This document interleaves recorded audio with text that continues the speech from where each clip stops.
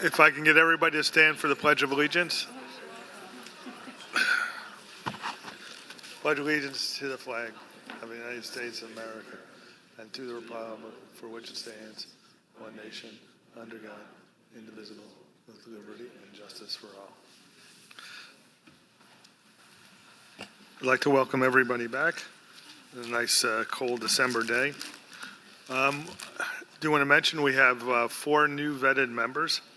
Dr. Alfenko, if you want to raise your hand so everybody sees who you are. Dr. Dorset was over there. I think she's actually talking to Steve.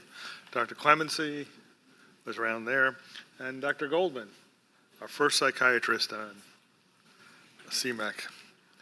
We're still awaiting a STAC representative. That has not happened as of yet. Okay, if we can have approval of the September meeting minutes. Anybody want to make a motion for that? One motion over there. Second? Okay, all in favor? Aye. Anybody against? Oh, we do have to do a roll call as well, yes. Kind of lost that. If we could do the roll call, that would be great. Dr. Afienko. Here. Dr. Berkowitz. Here. Dr. Black. Here. Dr. Bombard. Here. Dr. Clemency. Here. Dr. Coates. Dr. Cooper. Here. Dr. Daly. Here. Dr. Dorset. Here. Dr. Doynow. Here. Dr. Goldman. Here. Dr. Hallinan. Here. Dr. Isaacs. Isaac's here.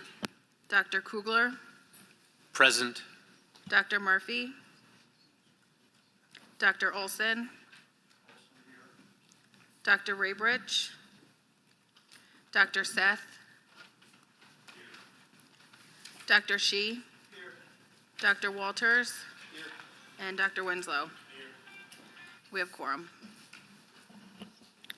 Okay, thank you. It's good to have all our new members, so hopefully quorum won't be an issue in the future. Well, moving on, Bureau staff report, if you're ready, right? Thank you very much, and thank you for everyone for bearing with me for this report. We got a lot going on, which is exciting to see.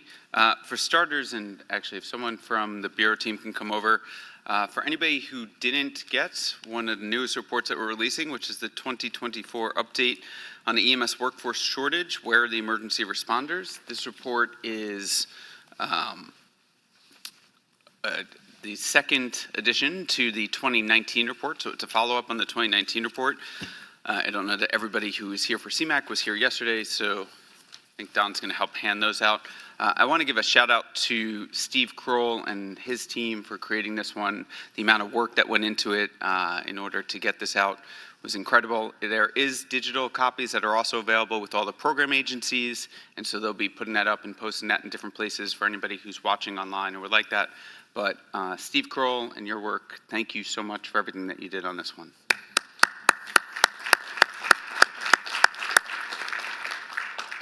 You know, and just to touch on that report a little bit is, you know, there's a lot of information there, and a lot of us will turn and say, oh, well, I, knew this, or I thought this, or things like that. But to be able to reference a document, to be able to put things forward like this is, really important in that front. The number of reports, and actually that the SEMSCO and the SEMAC has put out in the past number of years is pretty incredible. And actually, we are creating a reports tab on the Bureau of EMS website. It's not up yet, but hopefully just after the first year, that tab will be there, and we're going to start to centralize all the reports and the materials that come out of these committees so that people can find it in one centralized place on our website. So that will include the 2019 report, the 2024 report, the 2022 EMS sustainability report, the hopefully either 2024 or 2025 rural ambulance task force report. All those will be centralized in one place on our website for people to use as references. So from the Bureau report, Surveillance and operations continue to go both in the eastern and western parts of the state. Just a reminder, we do come about every 2 years, or we look to do those inspections about every 2 years. So we are back in our full cycle again. And some people have turned and said, "Well, we just saw you." Yep, you get to see us again. Happy to be in that part. So thank you for everyone for that one. Just a reminder, some things, please make sure you're securing loose items in the back of the ambulance. Please make sure that your ambulance is temperature controlled if it's sitting outside for a prolonged period of time for medications and things of that nature. And make sure that you are evaluating your agency compliance related to call responses and EPCR submissions and things like that.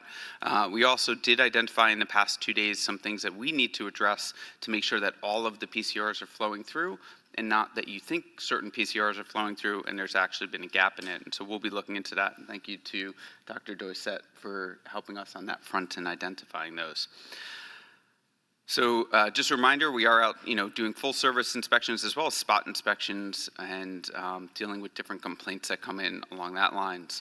The Surge Operations Center is fully operational, operates 24 hours a day, 7 days a week. We have seen an increase in calls again, particularly related to hospitals that are looking for bed matching as well as transportation, particularly in the North Country. Getting that interfacility transport in the North Country continues to be a little bit of a challenge, so we work with them. The Surge Operations Center is open to any facility and even agencies to use should they need assistance in connecting bridges or connecting things to make those transfers or to find the appropriate bed possible. So please keep that one in mind. Anybody who needs a number, feel free to see me after, or Steve Deser. From the agency licensure side of things. So this is really getting a big overhaul. So you as medical directors may start to see different forms changing, different ways that we're submitting things. We're really looking at all the processes related to the agency licensure side of things. Chief Chupez is really taking the lead on that one. And so, if you start to see different things or your agencies are asking you different questions, that's the reason why, as we start to rework some of the processes to streamline them and make them a little bit better. All agencies should have about 90 days prior to their expiration, it should be emailed in they should be submitting things and all their documents. And then the processing time is normally about 7 to 10 days for their annual renewal. So keep in mind, when you need to get them in, when your expirations are. And also recognize that B&E is a separate section. So Bureau of Narcotics Enforcement is a separate section in us. So watch for your narcotics expiration dates as well as your agency licensure expiration dates. There is a little bit of a backlog on the BLSFRs who have been registering things. So if you are a medical director over a BLSFR and they said, well, we haven't heard back, bear with us a little bit. We're just catching up on that side of things.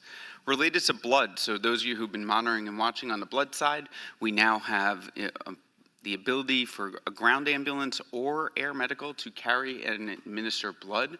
So we are working on those regulations, and hopefully that will be coming out in the early part of 2025. We are also working on the application process. So in the past, if you were an ambulance transfusion service, it would go through Wadsworth. In the future, it will go through the Bureau of EMS for that component. So just keep that one in mind, as well as for the ability to carry and store blood, not just do interfacility transports related to blood. So more to come on that front. Determinations of public need applications need to be submitted to the REMSCOs and also forwarded to the state EMS office as well for fitness and competencies.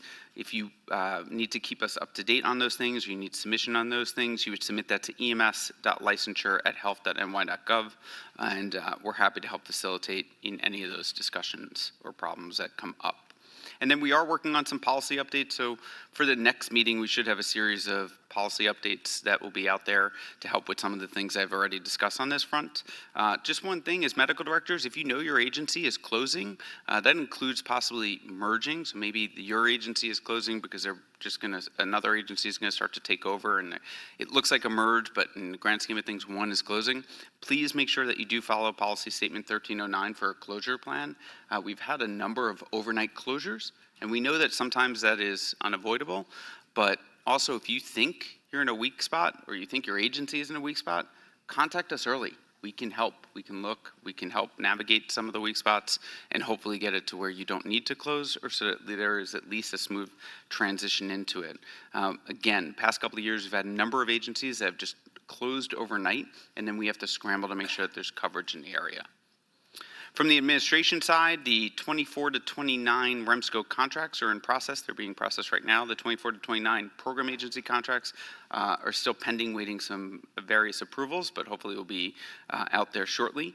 For the fiscal spend for this year, we are higher than last year. So out of our aid to localities, we are north of $6 million spent already in our aid to localities. And that's what funds our program agencies, our REMSCOs, and our training funds. So we're happy to see the fund out there.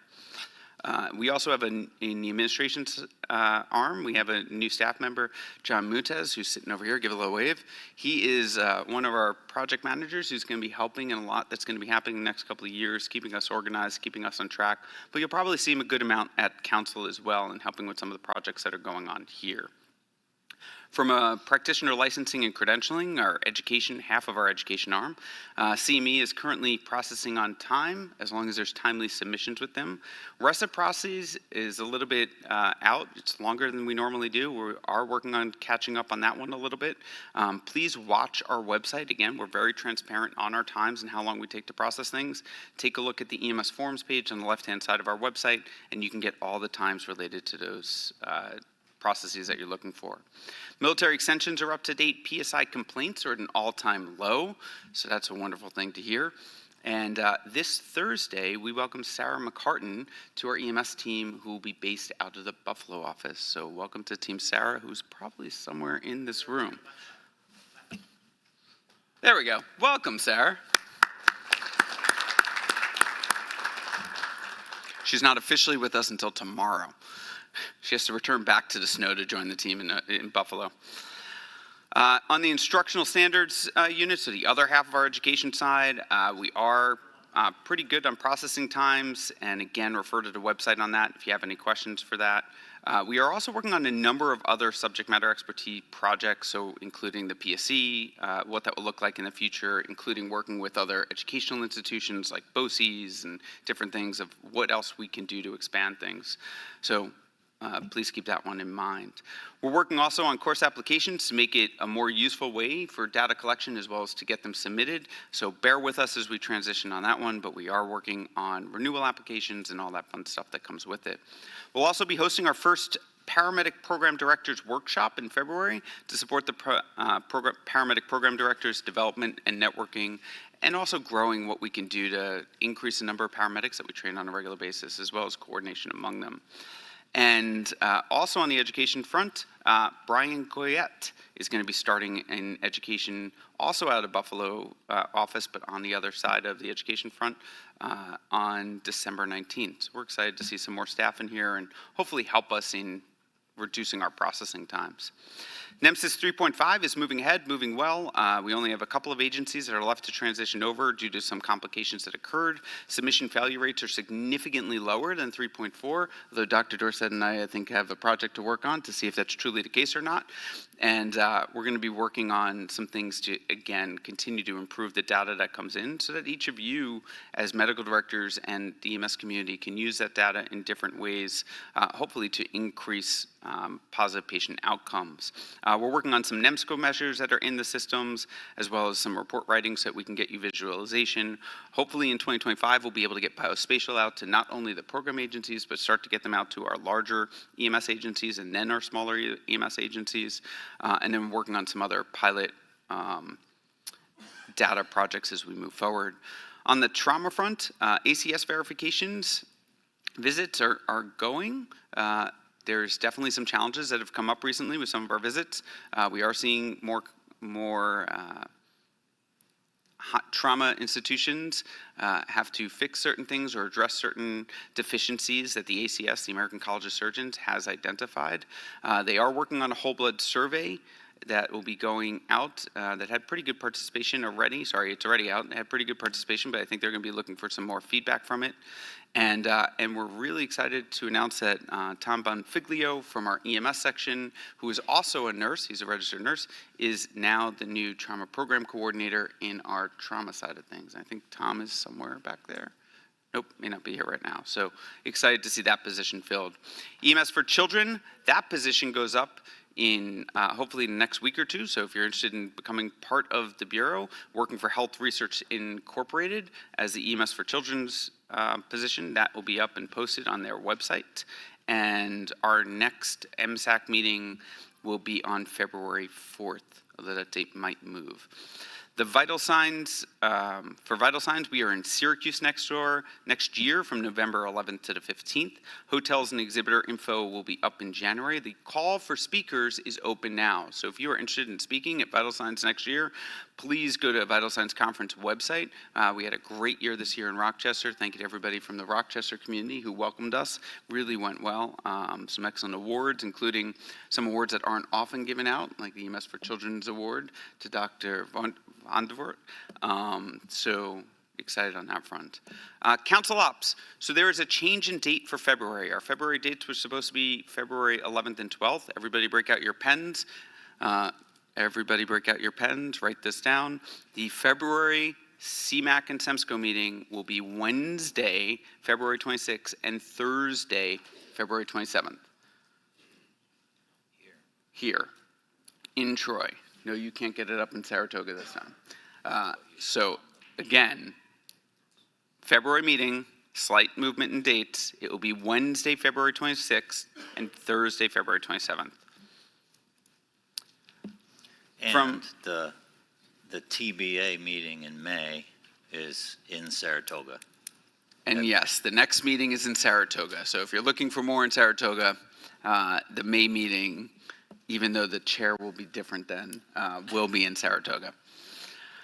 EPR, don't worry, I'm almost done. EPR, we've started to open, a ChemPack container was recently opened in the Capital District Hospital facility, highlighting the importance of making sure that providers are familiar with them and exercising with ChemPack plans.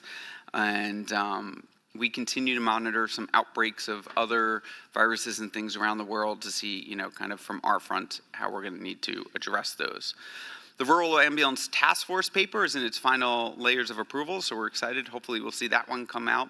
Hopefully next 4 to 8 weeks is my hope. We'll see what happens with it. But a lot of great recommendations in there, a lot of great work in it. And although it was designed for the rural side, it really is relevant for everything.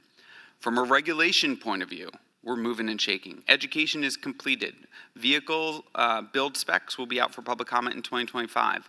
Equipment is the public comment period closed. We have looked at all public comment periods. We made the changes. The second public comment period will happen in January, most likely. The ambulance build regulations, again, out for public comment in 2025. The performance standards are pretty much completed. They'll be out for public comment in 2025.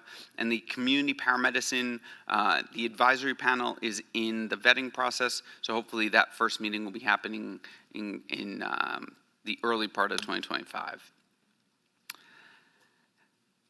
Two last things. So one, I want to thank Mike Cox, who is one of our program agency directors. Is he here? He might have left yesterday. He is retiring in just a couple weeks, so if you do get to see him, please give him a round of applause for all his work. He's been there for, I think, almost 10 years, or just about that, and it has a well-deserved retirement coming. So thank you to Mike for all your years of service on that one.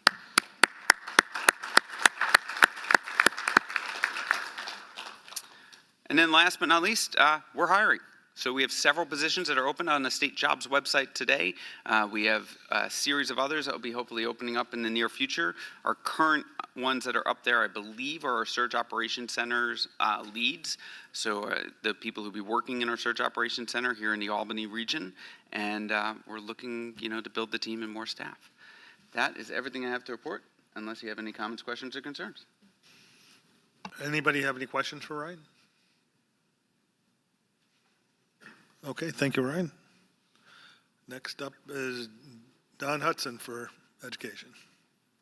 Good afternoon, everyone. So Education and Training met a number of times virtually between our in-person meetings here, co-joined with the SEMSCO SEMAC. We will have one seconded motion forwarded to the SEMSCO for action. Other than that, robust discussion yesterday in our first joint meeting with the Finance Committee regarding where we are and where we need to be to continue to push the envelope for EMS education funding, course structures, as far as the monies available going to the right places to meet the intended goals as far as keeping people in the game for refreshers and retention, and then keeping new providers in the pipeline and meeting the education standards for both the state and the nation.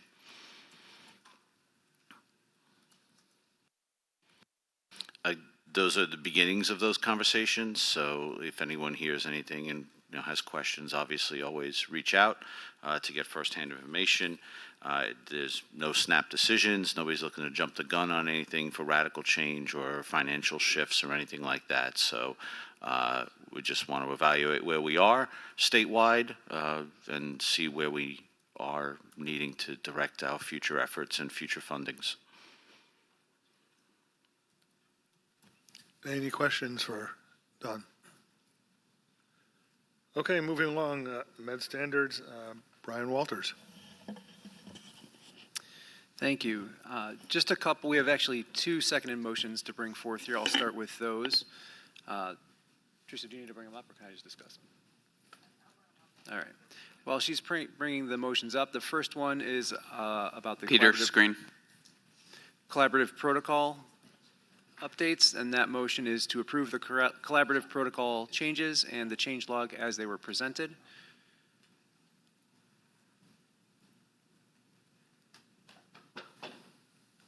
And that motion's up on the screen.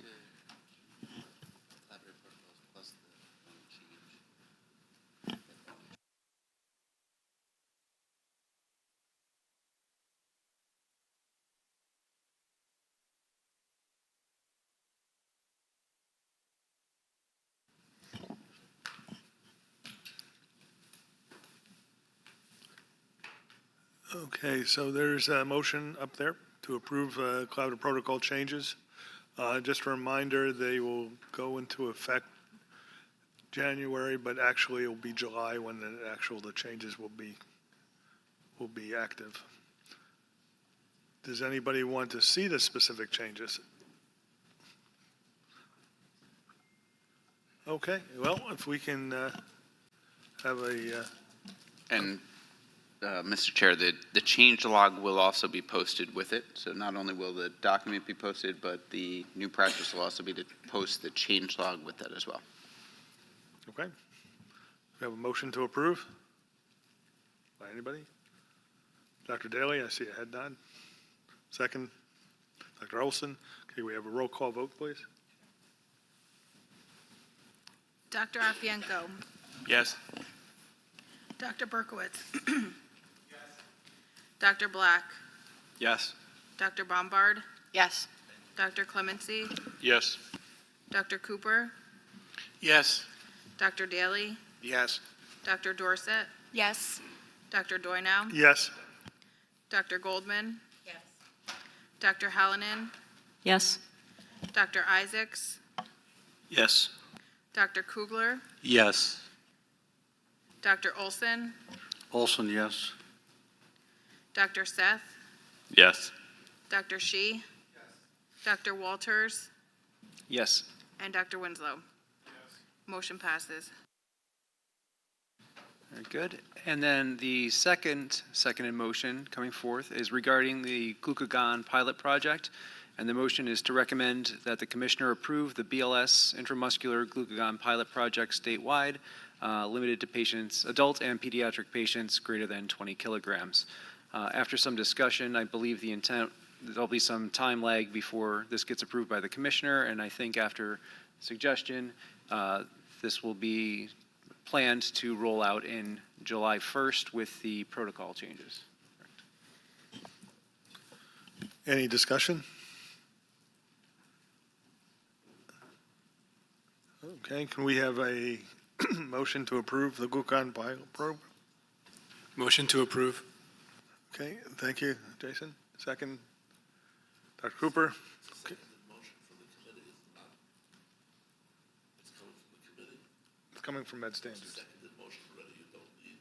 Okay. Well, we need a roll call vote. So if you could do the roll call vote, please.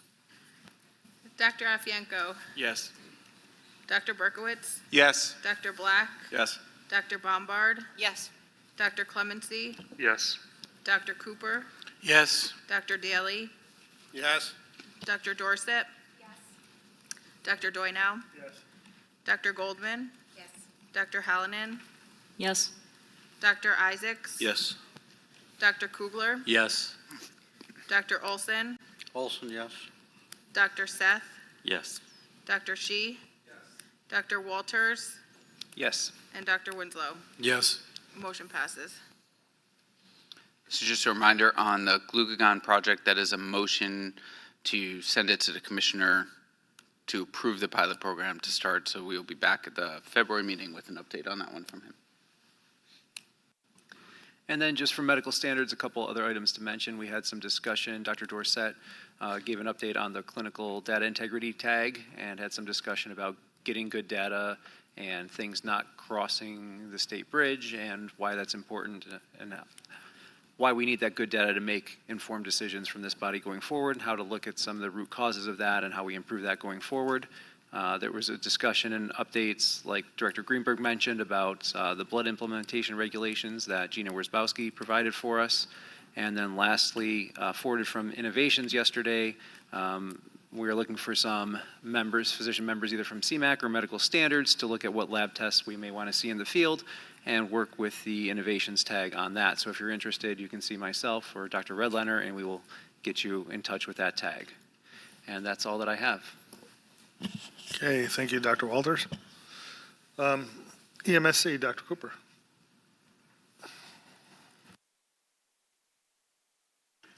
Thank you, Mr. Chairman. I want to begin simply by acknowledging that Dr. Elise Vandriat, the vice chair of our committee, was honored with the Robert K. Cantor Award at the annual Vital Signs Conference, which occurred since we last met. He's given his entire life to emergency medical services for children, and it was an honor that was certainly highly, richly deserved, and in many ways very overdue. So congratulations again to Dr. Vandriat. I want to comment briefly on three issues. First, the Always Ready for Children program continues to grow. Our deep thanks to Amy Eisenhower and her to-be selected successor in making sure that program continues and make sure that in fact all of our hospitals throughout New York State are always ready for children. The meeting which took place last week via Zoom was a very, very good meeting, but I'm going to highlight 2 points. The first is the Pediatric Agitation Project is undergoing constant work, and I'm pleased to report that the Fire Department of New York Bureau of Training has developed the first of 3 videos, and that is going to be shared with the committee for review in the next few days. The second issue I want to comment on is the work of the Pediatric Sedation Work Group that's being led by Dr. Vandriat. Surprise, surprise. That met prior to the EMSC meeting, and a robust discussion was held. The focus is primarily on emergency department sedation rather than pre-hospital sedation, but work continues on that project and will into the coming year. Of course, we had our normal reports from our sister agencies, all of whom are doing great work. We'll be meeting again in February, and be happy to answer any questions that you all may have. Thank you. Thank you, Dr. Cooper. Any questions for Dr. Cooper? Okay, moving along. Old business. EMS wait times. Steve Kroll, you have some information? Dr. Tagg. Thank you, Dr. Doynow. There have been a considerable number of conversations since the last meeting about the topic, when Dr. Doynow asked me to look at how we could be impactful on EMS wait times. So I have a number of things that we'd like to do.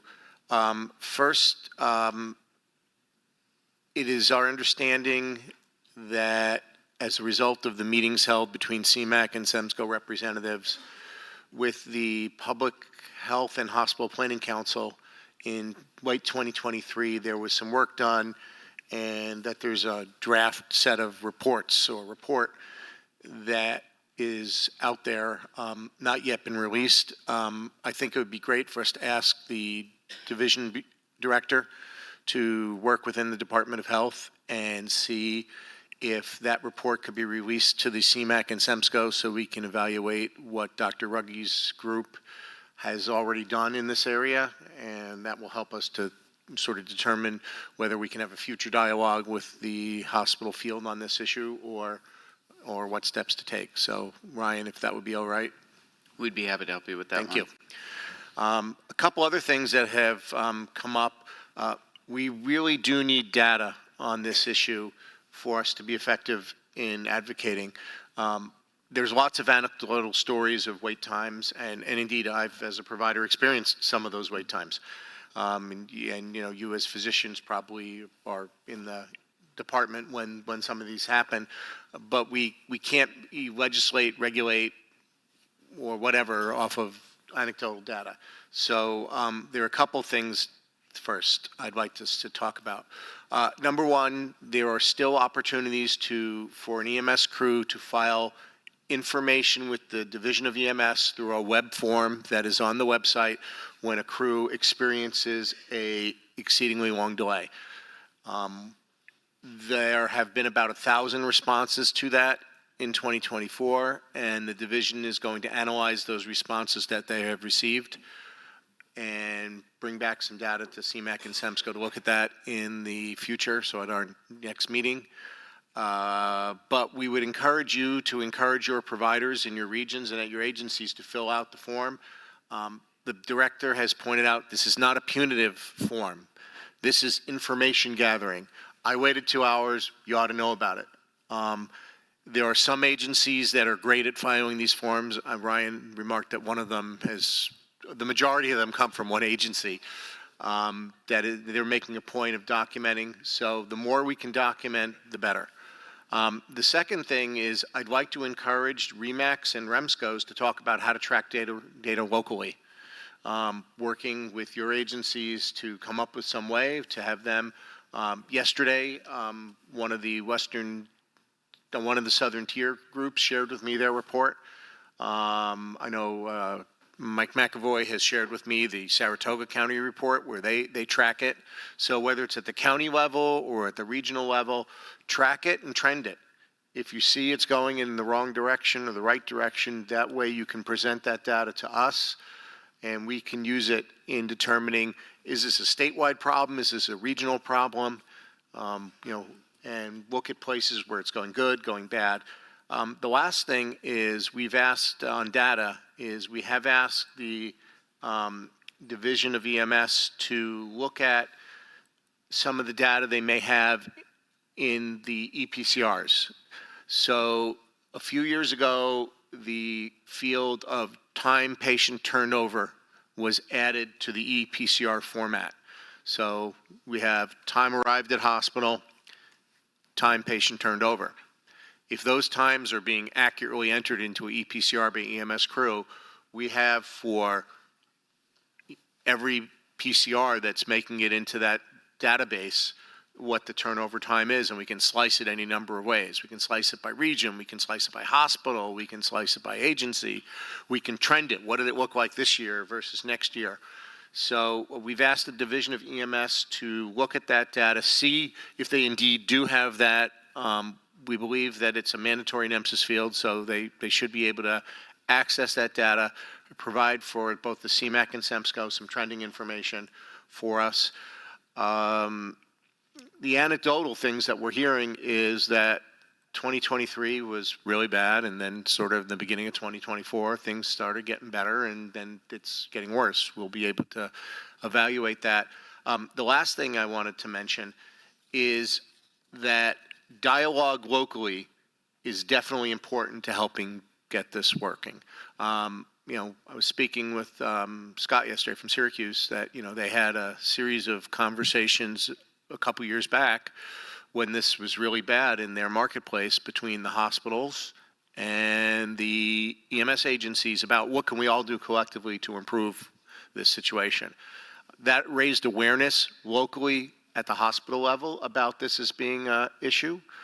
Those conversations can continue, can be started in other areas. So whether it be regions or all the EMS agencies at county or all the EMS agencies around a hospital or even individual EMS agencies, I would encourage you to engage your hospital leadership at whatever level you have those contacts, whether it be at the ER level or whether it be at the medical direction level or whether it be at the administrative level, to just talk about it if your crews have excessive wait times and try and find local accommodations. I know in my service area, we have a hospital that took some major steps to try and eliminate offload delays recently, and I think it's been effective, and I think it's been part of it.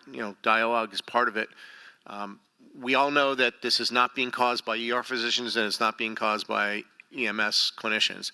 This is a hospital system that has real significant throughput issues, and we won't solve it our own, but if we can make awareness known within the hospital systems, I think those throughput issues can be addressed, and I'm aware of several hospital systems that are actively working to address those throughput issues for a whole host of reasons, not necessarily because of us, but their revenue drops when they can't free up beds and move their patients that are waiting in the ER out, or when they have to transfer someone out of system, not for medical necessity, but because they just don't have, we're perfectly capable of handling this, but we don't have a bed. So that's my report, Don. I'd be glad to engage in any discussion, dialogue, or answer any questions. Thank you, Steve, for taking on that task. Any questions for Steve? Would someone like to make a motion requesting the department obtain the data that Steve has requested? Nobody wants to make that motion. Dr. Olson, anybody would like to second that motion? Thank you, definitely. Okay, if we can have a just hand roll call, not a roll call count, but just raise your hands. Everybody in favor of that motion? Raise their hands. Okay, anybody against that motion? Any abstentions? Okay, that passes. Thank you, Ryan. We'll pass that over to you. All right, moving on. This one's actually for you, Ryan, State Medical Director. How are we doing? It is in the list of positions we're waiting to get posted. So as you're starting to see more things posted, that is one of them that will be up there. Okay, that'd be great if you could let this committee know when it is posted so the physicians that are interested can apply for it. Okay, moving on to new business. There was some question from one of our educators. Mr. Huth, if you wanted to come up.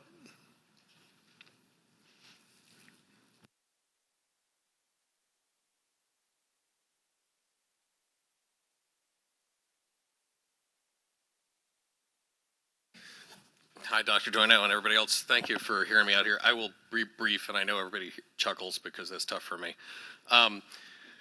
John and I just realized sitting in the office a couple of weeks ago that we're probably the only two people that actually sit on the state protocol committee, the state exam writing group, and the state training ed group. And when we were talking about it, we realized that while we're making some great changes in medicine, we're losing some process somewhere, and all of it pretty much stops here at the SEMAC because this is the body that really approves our protocols before going forward and changes in patient care. So for an example, when we changed the CFR standard for nuchal cord removal, it was never really vetted through training and ed to check if it met a state or national scope of practice, and it turned out that it wasn't aligned in the education standards. So when a change happens, we're finding that we're changing medicine, but then potentially invalidating some state exams, or at least making it so that we have to go back and go through them to make sure that those changes are reflected. And we're not tying in the education piece to make sure that educators in different areas of the state know how they're supposed to change the delivery to the actual students. So I wish I could say that I came here with a suggestion for correcting the issue, but really I just want to make sure that the issue was heard here so that you're all aware that we're kind of siloed in different areas, and when these things are happening, it's creating further ripples throughout the state to be able to figure out what we're doing. A few years ago, we made a concerted effort here to move from our own state education guidelines to align to the national ed standards. And now it seems like we're going in a different direction, which may be the better way to do this. But if we're doing that, I think we need to figure out how we're going to get these three groups to actually align better and cross-check so that we don't run into issues with them running into each other. So that was that. I just want to bring it to the group for a review. Any questions for Howard? Can I make a comment? So I don't think we're making ourselves out of alignment of the national education standards. So I think my favorite figure in the national education standards is the figure around curriculum development, where they have that circle, where they have the foundations with the national education standards, but there's also local need as one of the inputs into national education standards. The national certification exams just don't address that. They only address the floor because they can't because of variable scope of practice. But I think we're still in alignment with the national education standards, but I think you make a really good point of how are these things brought down to the educators. And I think one of the other barriers is sometimes we change things and the educators themselves don't know how to do that thing. And so how are we making sure that the educators have the expertise to not only do the thing, but then teach it, I think is a really good point. I completely understand and agree. There are certain areas where it really is not clearly defined, and the national ed standards are a lot more flexible, shall we say, than the state guidelines used to be. And I think that's good as a whole because it allows educators to get more in-depth and follow medicine and not have to get slogged down in waiting for things to change. However, at the same time, there's a disconnect between the groups, and I don't know what the best answer to that is. You know, I think moving to a once-a-year protocol update has helped, but I think maybe vetting those changes through training ed prior to it coming to this group might be a good idea, just to make sure that they're actually in alignment, or if we pull anything out, that there's a plan to make sure that they're adapting, frankly, running them past the state education unit to make sure that they're able to adapt also in time. Otherwise, we're going to end up teaching one thing, the textbook says another thing, the ed standards say a third thing, and the test tests something differently. Dr. Daly? I think, Howard, what you're describing is incredibly important. And I don't think we can downplay the value that we've had on the Collaborative Protocol Committee over the course of the last, I guess, 10 or almost 15 years now, from having educators like you and John Behrens engaged really significantly in our decision-making. You've usually kept us on the straight and narrow when possible. I'll remind you that the nuchal cord actually was moved to the CFR because it's not actually a question of protocol. We don't have a choice when a nuchal cord presents, and that was just something we felt was best that we didn't somehow create a separate box for. But I think the idea of making sure that everyone is in alignment as much as we can is important. And this actually came up as a sidebar after this morning's discussion of making sure that finance is also engaged. Because there is, from time to time, the potential for unfunded mandates to strike. John Washko made good commentary about some of our interventions this morning. Certainly glucagon is not an inexpensive intervention. However, I think it is an important one, but I think it's something that we need to look at the finances of all of these things as well. So just making sure that all of these various committees are indeed cross-pollinating and bringing the information back so we can have the best answers as possible for the fiscal and operational and medical accountability of EMS in New York. Thank you, Dr. Daly. Any other comments? Dr. Daly, I'm sorry I'm going to put you on the spot here, but do you or anybody else in the room think that it would be worthwhile to try and bring that protocol group that really has been an unofficial group for so many years now, maybe under the training ed committee, so that it would be official through that body and then would follow up through? It could still meet separately, but it would report through or be a function of. I think what we should do is let's sit down with the director of the Bureau, and have a conversation as to exactly what the best way for all of these things to move is going to be, because I think the chairs of the various committees and the director will have the best view from the 30,000 feet. We'd be happy to facilitate that conversation. I think the other thing to keep in mind is that the EMS Ed standards are many, many years old, and that's not what is predicated or what's used to develop the National Registry exam, which is used by every state except us. And that exam is done by a practice analysis, and a practice analysis oftentimes identifies things people are doing in the field. That is the reason why the National Registry contracted with the Pre-Hospital Guidelines Consortium to provide educators with that new information on an annual basis. And please don't take me bringing this to this group as me standing against change or against medicine. Some of the things we're doing are wonderful. I was actually against when we went to a national standard years ago, but we went in that direction. And now if we're going to reverse that, we just need to give the state EMS office time to actually get together with the educators and then rebuild our actual ed guidelines for our education. And then we can do this, and we can forward medicine probably a little bit quicker. And, it's nice to look at this group and know many of you personally, but all of you actually care about forwarding medicine and then figuring out the business politic end of it later, and that's great. But we do need to figure out that back end of it also to make sure that we're not confusing yourself or tripping on ourselves or working in silos and every EMT is not getting the same education. Any other questions for Howard? Okay, so we'll move forward as we discussed. All right, any other new business?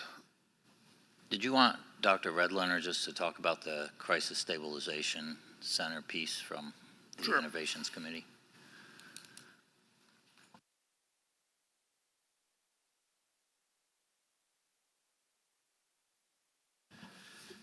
Hello, everyone. Thanks for the invitation to speak about the Crisis Stabilization Center project that we've been working on with OMH and OASIS. I'd like to first thank Dr. Goldman, who's here today, and as well as Dr. Cushman and Dr. Gutzak from Fidney, Dr. Cushman obviously from Rochester, who have taken the guidance, the roadmap that we put together and approved at the last SEMSCO meeting, and as tasked by SEMSCO, put together the first draft of a guideline to transport to crisis stabilization centers.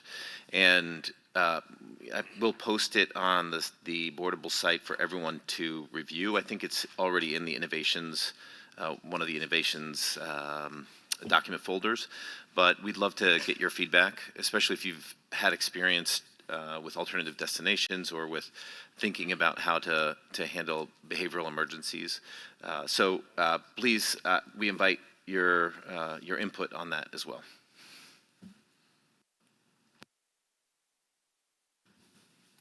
Any questions?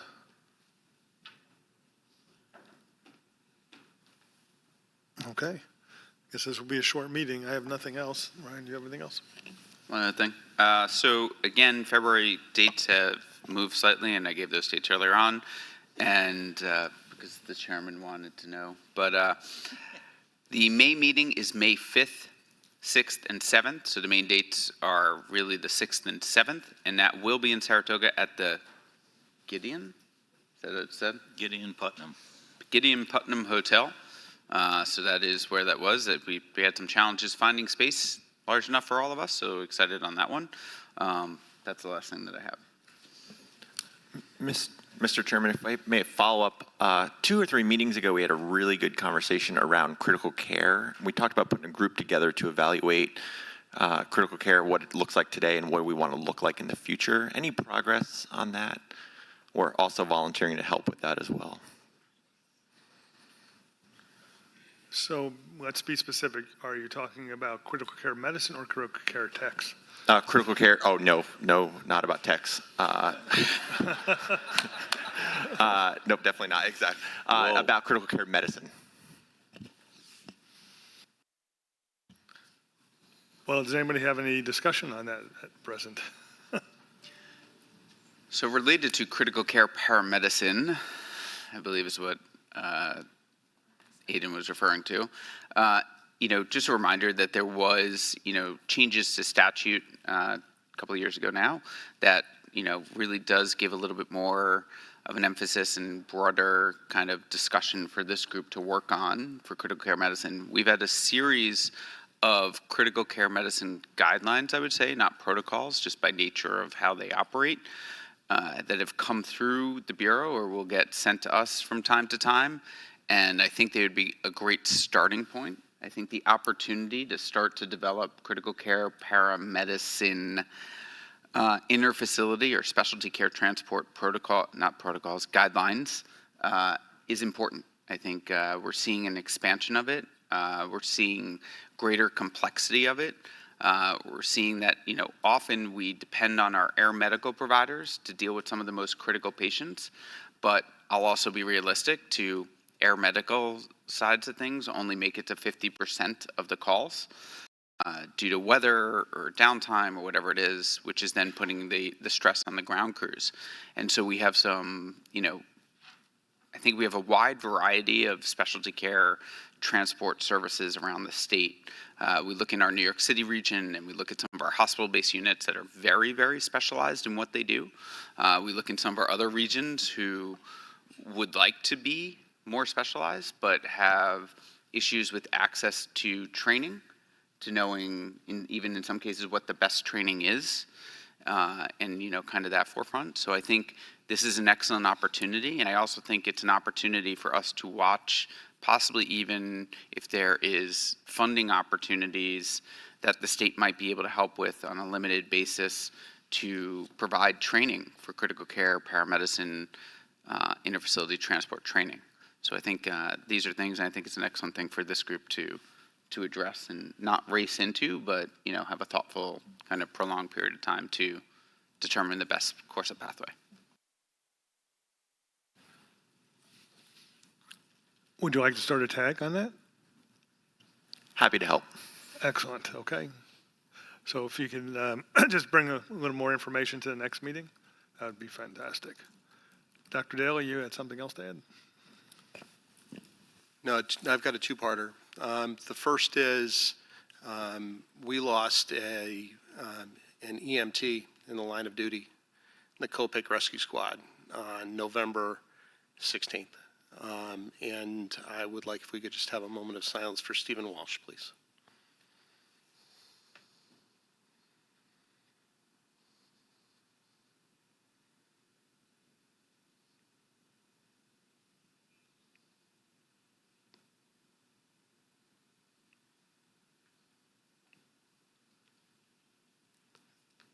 Thank you. The other thing I'd like to do is extend my thanks to the Bureau of EMS. Stephen was engaged in our advanced EMT class through REMO. He was an excellent student, performing very well in that class, and the Bureau was extremely helpful and facilitated his getting his advanced EMT posthumously, and I appreciate that very much, as does the Rescue Squad and REMO, so thank you very much. Appreciate it, Director.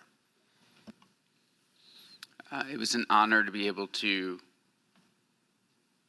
provide to his family AEMT Walsh's recognition for the education that he had received, as well as his true life of service. He was in the military, was a longtime volunteer firefighter, was in EMS, and it just seemed endless on the work that he did for his community. So it was the least that we can do, and to him and his family, our thoughts are with you.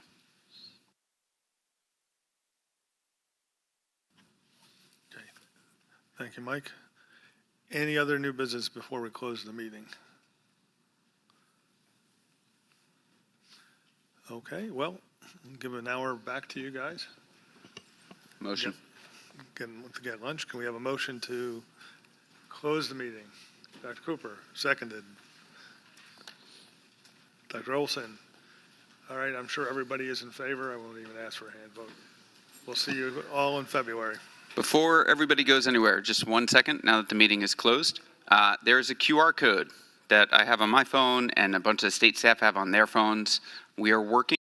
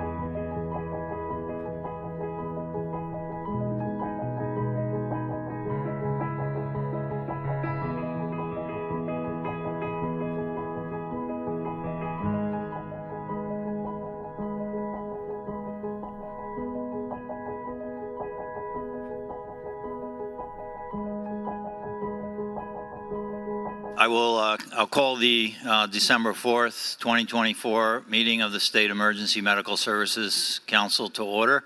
If we could stand for the Pledge of Allegiance and then remain standing.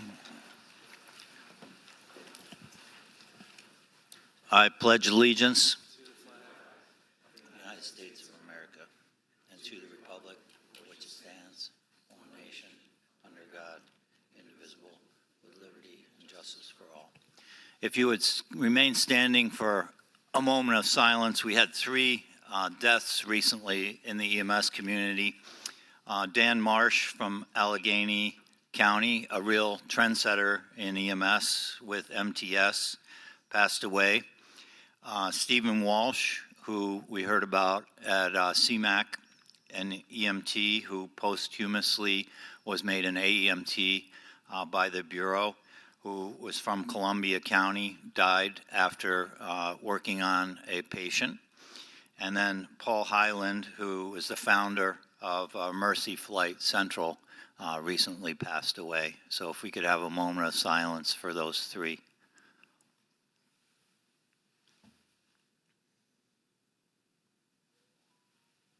Thank you.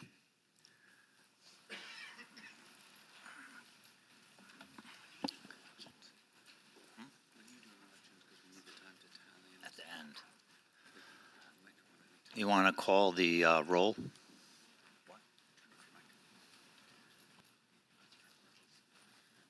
Steve Cady. Steve Cady, present. Scott Clark. Present. Dr. Krupe. Krupe, present. Mark Devers. Present. Sally Dreslin. Present. Don Duval. Present. Mickey Fornes. Carl Gandolfo. Carl Gandolfo, present. Gregory Gill. Aaron Reese. Here. Teresa Hamilton. Don Hudson. Hudson, present. Dr. Isaacs. Isaac's present. Al Kim. Steve Kroll. Andrew Knoll. Andrew Knoll, present. Dr. Cutson. Cutson, present. Al Lewis. Michael Masterton. Masterson, present. Mike McAvoy. McAvoy, present. Elizabeth McGowan. McGowan, present. Marianne Portoro. Mary Patoro, present. Dr. Raybridge. Dr. Red Leonard. Red Leonard, present. David Simmons. Carla Simpson. Carla Simpson, present. Christopher Smith. Christopher Smith, present. Chad Smith. Chad Smith, present. Samuel Tonelli. Tonelli, present. And David Violante. Violante, present. We have quorum. Thank you. And is Aaron Reese here? There we go. So Aaron is just recently been vetted from Finger Lakes to replace Jason Haig. So you want to say a little bit about yourself? Sure. Happy to be here. I've been in the EMS in the Finger Lakes region for about 27 years in various forms between ground EMS and healthcare and flight. So happy to be here. Happy to be part of the group. Looking forward to it. Welcome. We're happy to have you. I will entertain a motion to accept the minutes of the September 18th meeting. Beth McGowan will make that motion. Simmons, second. Any discussion, corrections, amendments to the minutes? If not, all in favor of approving them, raise your hand. And anyone opposed, same sign. Any abstentions, same sign. Carries unanimously. Next item on the agenda is correspondence, and I have no correspondence this month or since the last meeting, which is good, I guess. And then chairman's report. I would like to just say a couple things since this is going to be my last meeting as chair of the council, And I'm sure many of you will miss my sarcastic witticisms that you've suffered through for the past 2 years, as well as my proclivity to stay on time and on target, which surprisingly has not led to my assassination. Despite the fact that I forgot to put elections on the agenda today, which Dave Violante says means I will have to continue as chair, that is not the case. I will, yes, indeed, become a POW picture on the wall. And I'll have more time for my other role as board chair of the National Registry of EMTs. I could not be more honored and humbled and appreciative of your electing me 3 times now, actually. This is my 3rd time around as chair of this amazing council. And our accomplishments over the last several years, starting with my predecessor, Mark Philippi, who pushed to expand the role and the footprint of SEMSCO and pull special talents from all across New York State into the work of the council, have really launched this group into a new era. And collaboration is the key to our success and the key to our future. I think we've learned that lesson over the past few years. Our committees are now meeting at minimum monthly, spending hours of time on the topics that you hear briefly reported here and yesterday. The Bureau, under the leadership of Ryan Greenberg, has majorly collaborated with us and soliciting and listening to our input.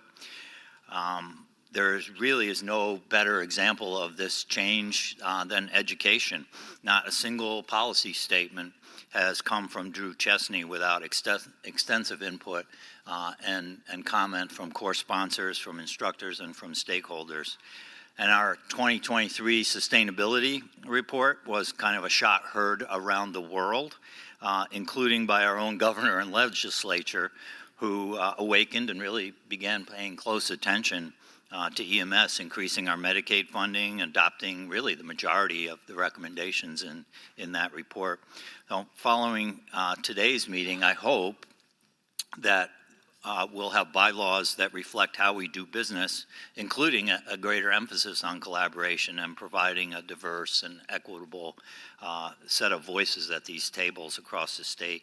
So I personally thank each and every one of you for your participation, your input, your contributions, and your dedication to EMS in your communities and across our great state. You make a difference here, and you make a difference every day at home. What you do truly matters, and I encourage you to learn from our journey and endorse the idea that when we collaborate and work together, speak with one voice, there's really no limit to what we can accomplish. So thank you very much for supporting me and working with me over the last couple of years here at the council.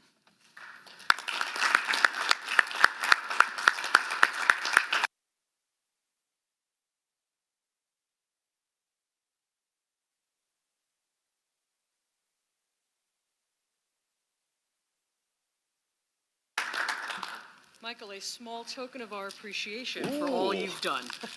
Thank you so much. She knows you well. Yeah. Thank you. Now we'll ask for the first vice chair's report. Thanks, Mike. Thanks again for all the work that you've done. You're absolutely an inspiration for all of us, and we really appreciate it. We have been working as a group on a SEMSCO orientation document. Is nearing completion. We'll hope to have it out and ready for the February meeting. So if there's any last-minute items that people just want to know how in God's creation that happens up here, please let me know so we can include it in and address those issues. Thank you. Second vice chair. I think we could do this now. Yeah.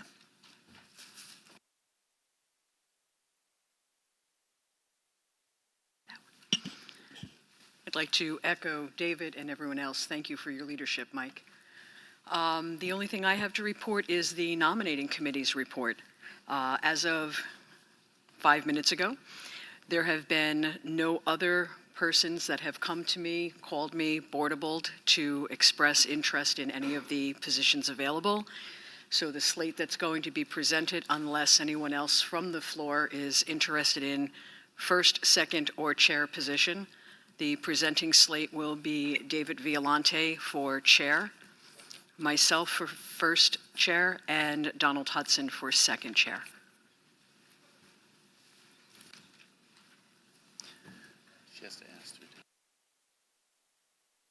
The slate that you just presented, is that the recommendation of the nominating committee?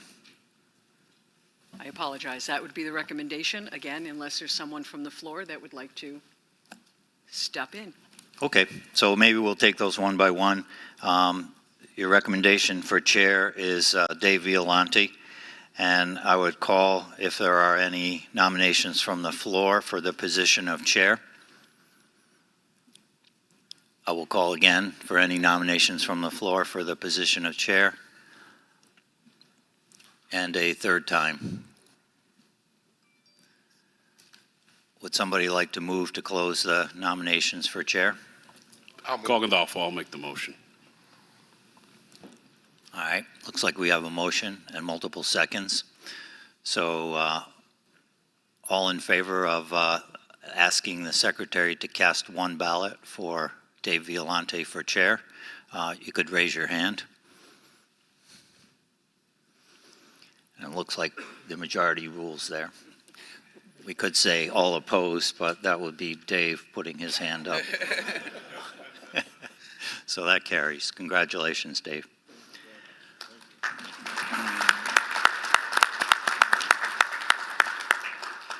And for the position of first vice chair, Terry Hamilton has been nominated. Is there any nominations from the floor for the position of first vice chair? I'll call that again. Any nominations from the floor for first vice chair? And a third time, any nominations for first vice chair? Entertain a motion to close the nominations. Andrew Knoll makes a motion to close nominations for Teresa Andrew? Hamilton for first vice chair. I'll second. And a second from Mark Devers. All in favor of asking the secretary to cast one ballot for Terry Hamilton for the position of first vice chair, raise your hand. And any opposed? Oh, Terry's not opposed. Good. That carries. Thank you. And for the position of second vice chair, Don Hudson has been nominated. Do I hear any nominations from the floor for the position of second vice chair?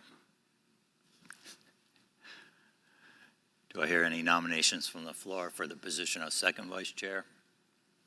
And I'll call the third time for any nominations from the floor for the position of second vice chair. Let's just make the motion so he can't turn it back. I'll second. All right. Motion and second to close the nominations. All in favor of Don being the second vice chair, raise your hand. And any opposed? Of course, Don. Congratulations.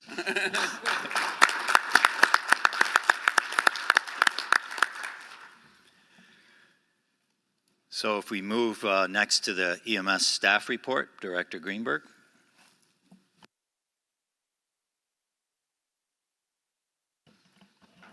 Thank you very much. Round two, for those of you who are here during SEMAC. And those of you joining online who weren't, round one. All right, so in operations, backing up one. Before we go anywhere, and particularly to those watching at home or at work or wherever you might be, we are very excited to release the 2024 update on the EMS workforce shortage. Where are the emergency responders? And so that is now available. It was handed out here. It was also sent out electronically to all the program agencies who will be distributing it within your regions. And we're going to share it with all the associations as well so that they can share it as well. In addition to that, we are creating a reports tab on the Bureau of EMS website. It's not there yet. Hopefully by January 1st, that'll be up there, and that is because the amount of content that has been coming out of the SEMSCO under your leadership and other leadership before is really exciting to see, so much so that we're going to try and centralize a lot of documents that are there. I think most people, as they read the analysis or the paper that's here related to the workforce shortage, won't be surprised at a lot of the information that they see or hear about. But it's important that we do write the story and that we tell the story. This is actually a follow-up from the 2019 report. And, I think I would say that maybe Steve Kroll during new business or old business, I guess this would be old business, can maybe comment a little bit of, the one report to the other and some of the findings that we found with it. But I would like to truly say thank you to everybody who helped work on this one, all the people who responded to the survey out there, many of you who responded to the survey, and Steve Kroll for all your work and leadership in making this happen. Thank you.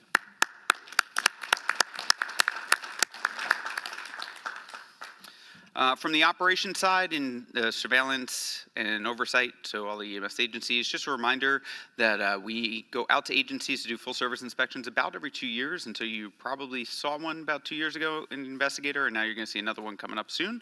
That we are back on our normal cadence of showing up about every 2 years, so be ready for that one. Vehicle security, just a reminder, please make sure to lock your doors, lock your vehicles. Unfortunately, we do have several stolen ambulances a year that occur in all different locations, everywhere from EMS garages to the ER bay to everything else. So please make sure you take the keys with you in those situations. Please make sure, related with the cold weather that's going on right now, that your medication temperature control is in place, as well as crew safety. And just evaluating your agency compliance on call response and EPCR submission and those things that come along on that side.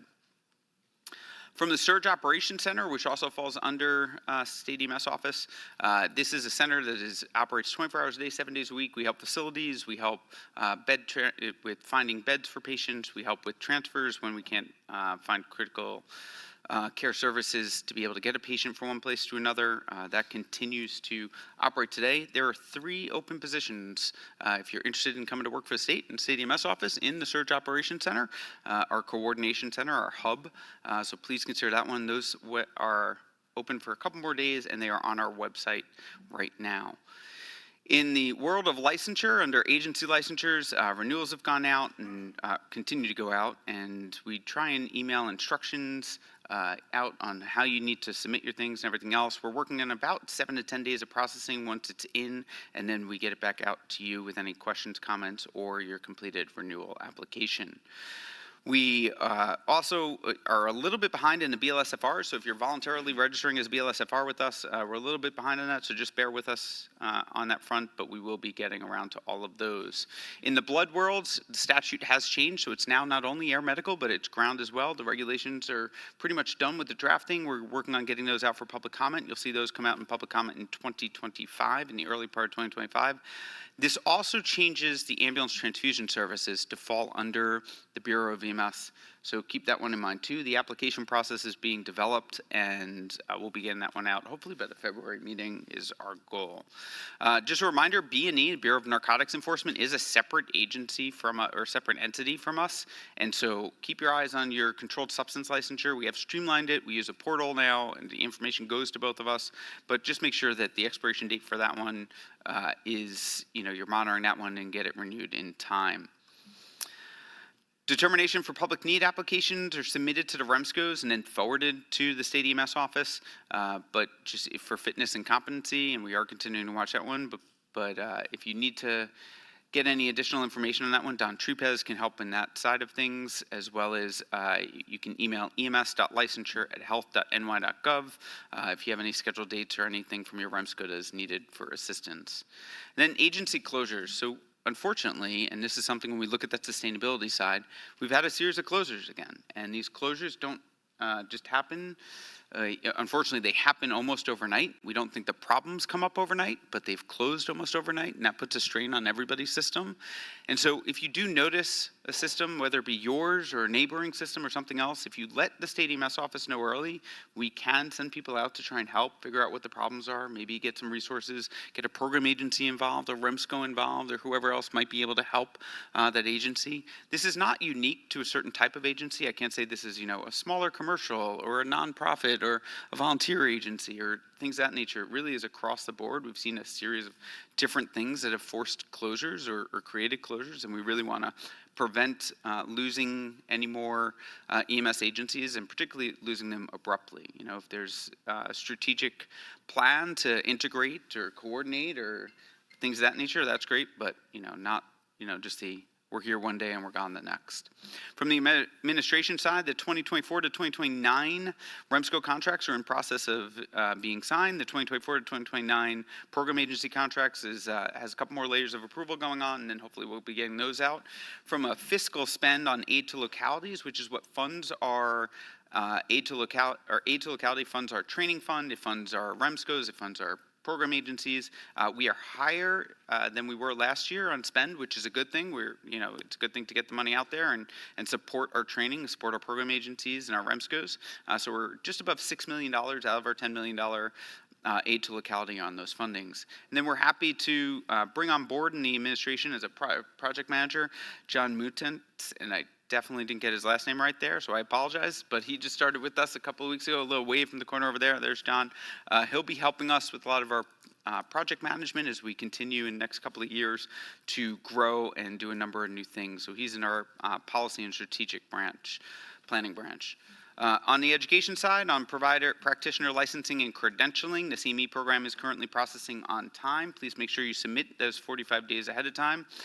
The reciprocity is behind. We're definitely behind on that one. Timelines are online if anybody needs it. And we are working on improving that process and speeding it up, so just bear with us a little bit while we look at a little bit of a revamp on that one under Melissa's oversight and then Kevin's intuitiveness of what he has learned over the time of getting to do all that lovely reciprocity. PSI complaints are at an all-time low, so that's exciting.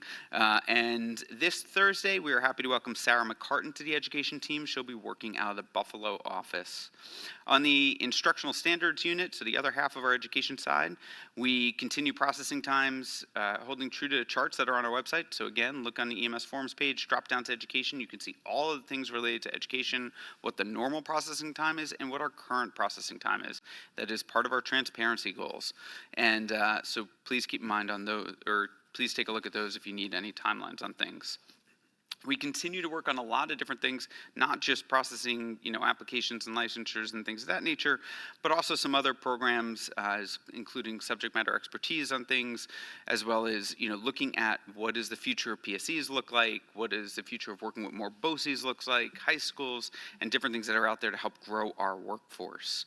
We're also working on a new process for our course applications, as well as our sponsorship applications and renewals. So you'll see that coming out in 2025. And again, when these things come out, if you have feedback or things that you think are better ways of doing it, we are all ears. Please speak up. We also will be having the first time a paramedic program directors workshop in February to support the paramedic program directors development and networking, and hopefully work on growing to make more paramedics in New York State. For those of you who aren't aware, we train about 500 paramedics a year, and if I was to ask most of the people here, they'd probably say we need 1,000 paramedics a year. I don't know that we're going to get there that quickly, but we can start working towards that goal. And then on that side of the education house, we are happy to bring on Brian Galanti starting December 19th, also out of the Buffalo office. On the data and informatics side, 3.5 is moving well. We got a couple more agencies who had a couple of speed bumps, and we're working on transitioning them over. We also have a reduced number of failure rates for than 3.4. So what we're seeing coming in as failures, or what we're seeing getting failed, is less than 3.5 than we did in 3.4. You should notice a difference in your charting. There is less required fields. You should have an easier time in obtaining that. So keep that one in mind as well. And again, provide that feedback as we go on. SEMSCO measures, we started to add those into different things. We were working on biospatial and getting that out to our program agencies and some of our larger agencies in 2025, and showing some different safety studies and different things along that lines as well. So really trying to take our data and give it back to each of you as well, so you're not just submitting all this data. In the world of trauma, the ACS verification visits continue. We have seen some more deficiencies happening from the American College of Surgeons related to trauma centers, but we are working with them and our trauma centers to have those things corrected. We had a whole blood survey that came out from the trauma world and got pretty good participation, but I think we're going to see a little bit more of an ask on that one. And then we're really happy to welcome from our EMS side, moving over to our trauma side, Tom Bonfiglio, who is also an RN as well, to become our trauma program coordinator. A little wave on trauma side over there. Thank you, Tom. On EMS for Children, our program manager position is going to be opening up in the next week or two, so keep your eyes on that one. It will be posted on the Health Research Institute Incorporated website, so it won't be on the state website. It will be on the Health Research Incorporated, which is the grant arm of the Department of Health, so keep your eyes open over there. And our next EMS for Children Advisory Council meeting is on February 4th.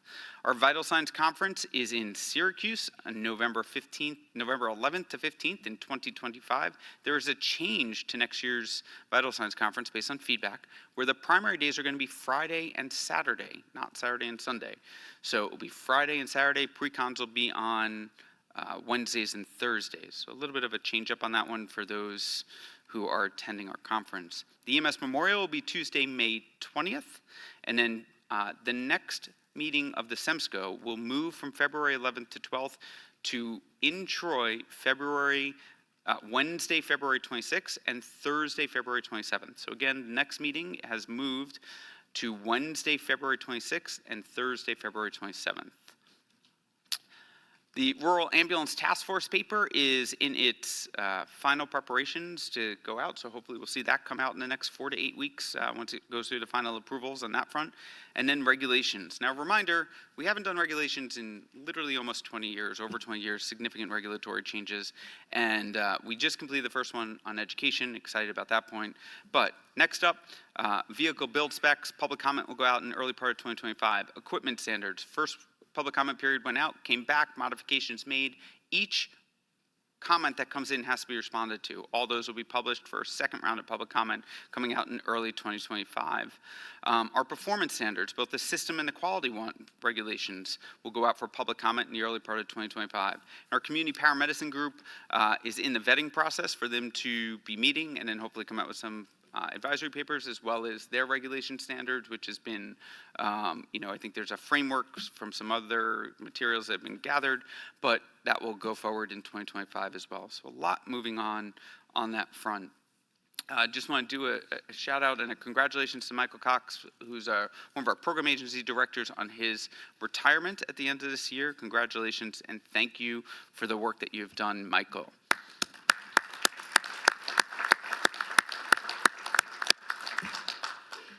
And then last but not least, we're hiring. The state EMS office is growing. We're excited to be growing. There's a lot of different things that are happening, and some things that we'll be announcing in February. You'll see some changes coming. You'll see some transition happening in relation to titles and functions and things like that, some of which you've seen a little bit already, some of which you'll see more of in the next 12 to 24 months. So we're excited to see all that moving forward too.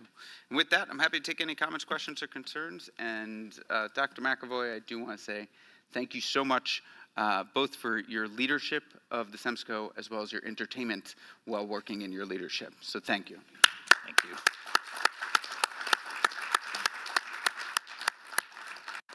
So any questions or death threats for the director?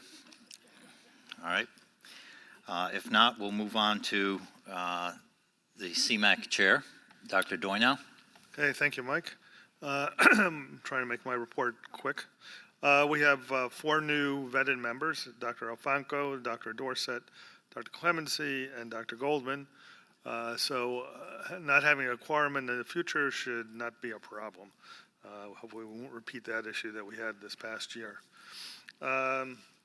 Let's see, EMSC, Dr. Cooper, unfortunately, had to leave. He's on a committee in Washington for pediatric care, so he's on his way down south at this point. They're working on sedation and agitation in children. Steve Kroll is working with the department on EMS wait times. We're trying to get accurate data, which would actually be the time when the agency turns over their patient rather than when they're back in service, because sometimes there is a bit of a delay there that has nothing to do with the department that they dropped the patient off of. There was a little bit of a discussion on crisis centers.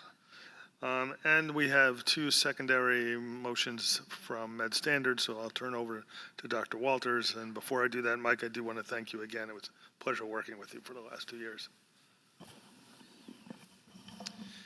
All right, we have two seconded motions that came forth from medical standards to the SEMAC and were approved there and now come before this body.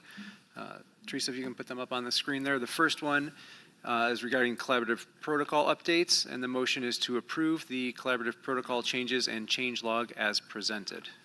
And that comes forth now before the SEMSCO.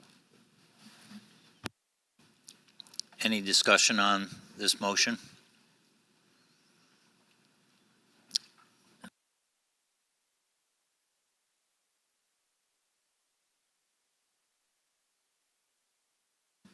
So this would be a roll call vote, so I'll ask Secretary to call the roll. Steve Cady. Steve Cady, yes. Scott Clark. Scott Clark, yes. Dr. Krupe. Dr. Krupe, yes. Mark Devers. Mark Devers, yes. Sally Dreslin. Yes. Don Duval. Yes. Carl Gandolfo. Carl Gandolfo, yes. Aaron Reese. Yes. Teresa Hamilton. Don Hudson. Hudson, yes. Dr. Isaacs. Isaacs, yes. Al Kim. Steve Kroll. Kroll, yes. Andrew Knoll. Andrew Knoll, yes. Jared Cutson. Cutson, yes. Al Lewis. Al Lewis, yes. Mike Masterton. Mike Masterton, yes. Mike McAvoy. McAvoy, yes.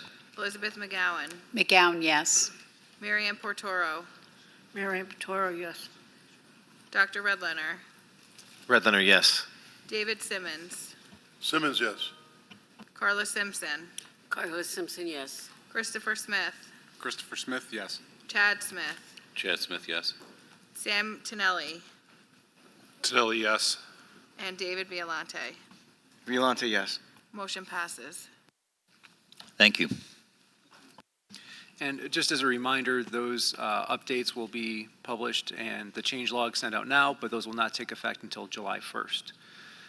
The second motion coming forward to this body was a glucagon pilot project that came out of the Suffolk region that Dr. Winslow had presented, and that motion is to recommend that the Commissioner approve the BLS intramuscular glucagon pilot project statewide for adult patients and pediatric patients greater than 20 kilograms.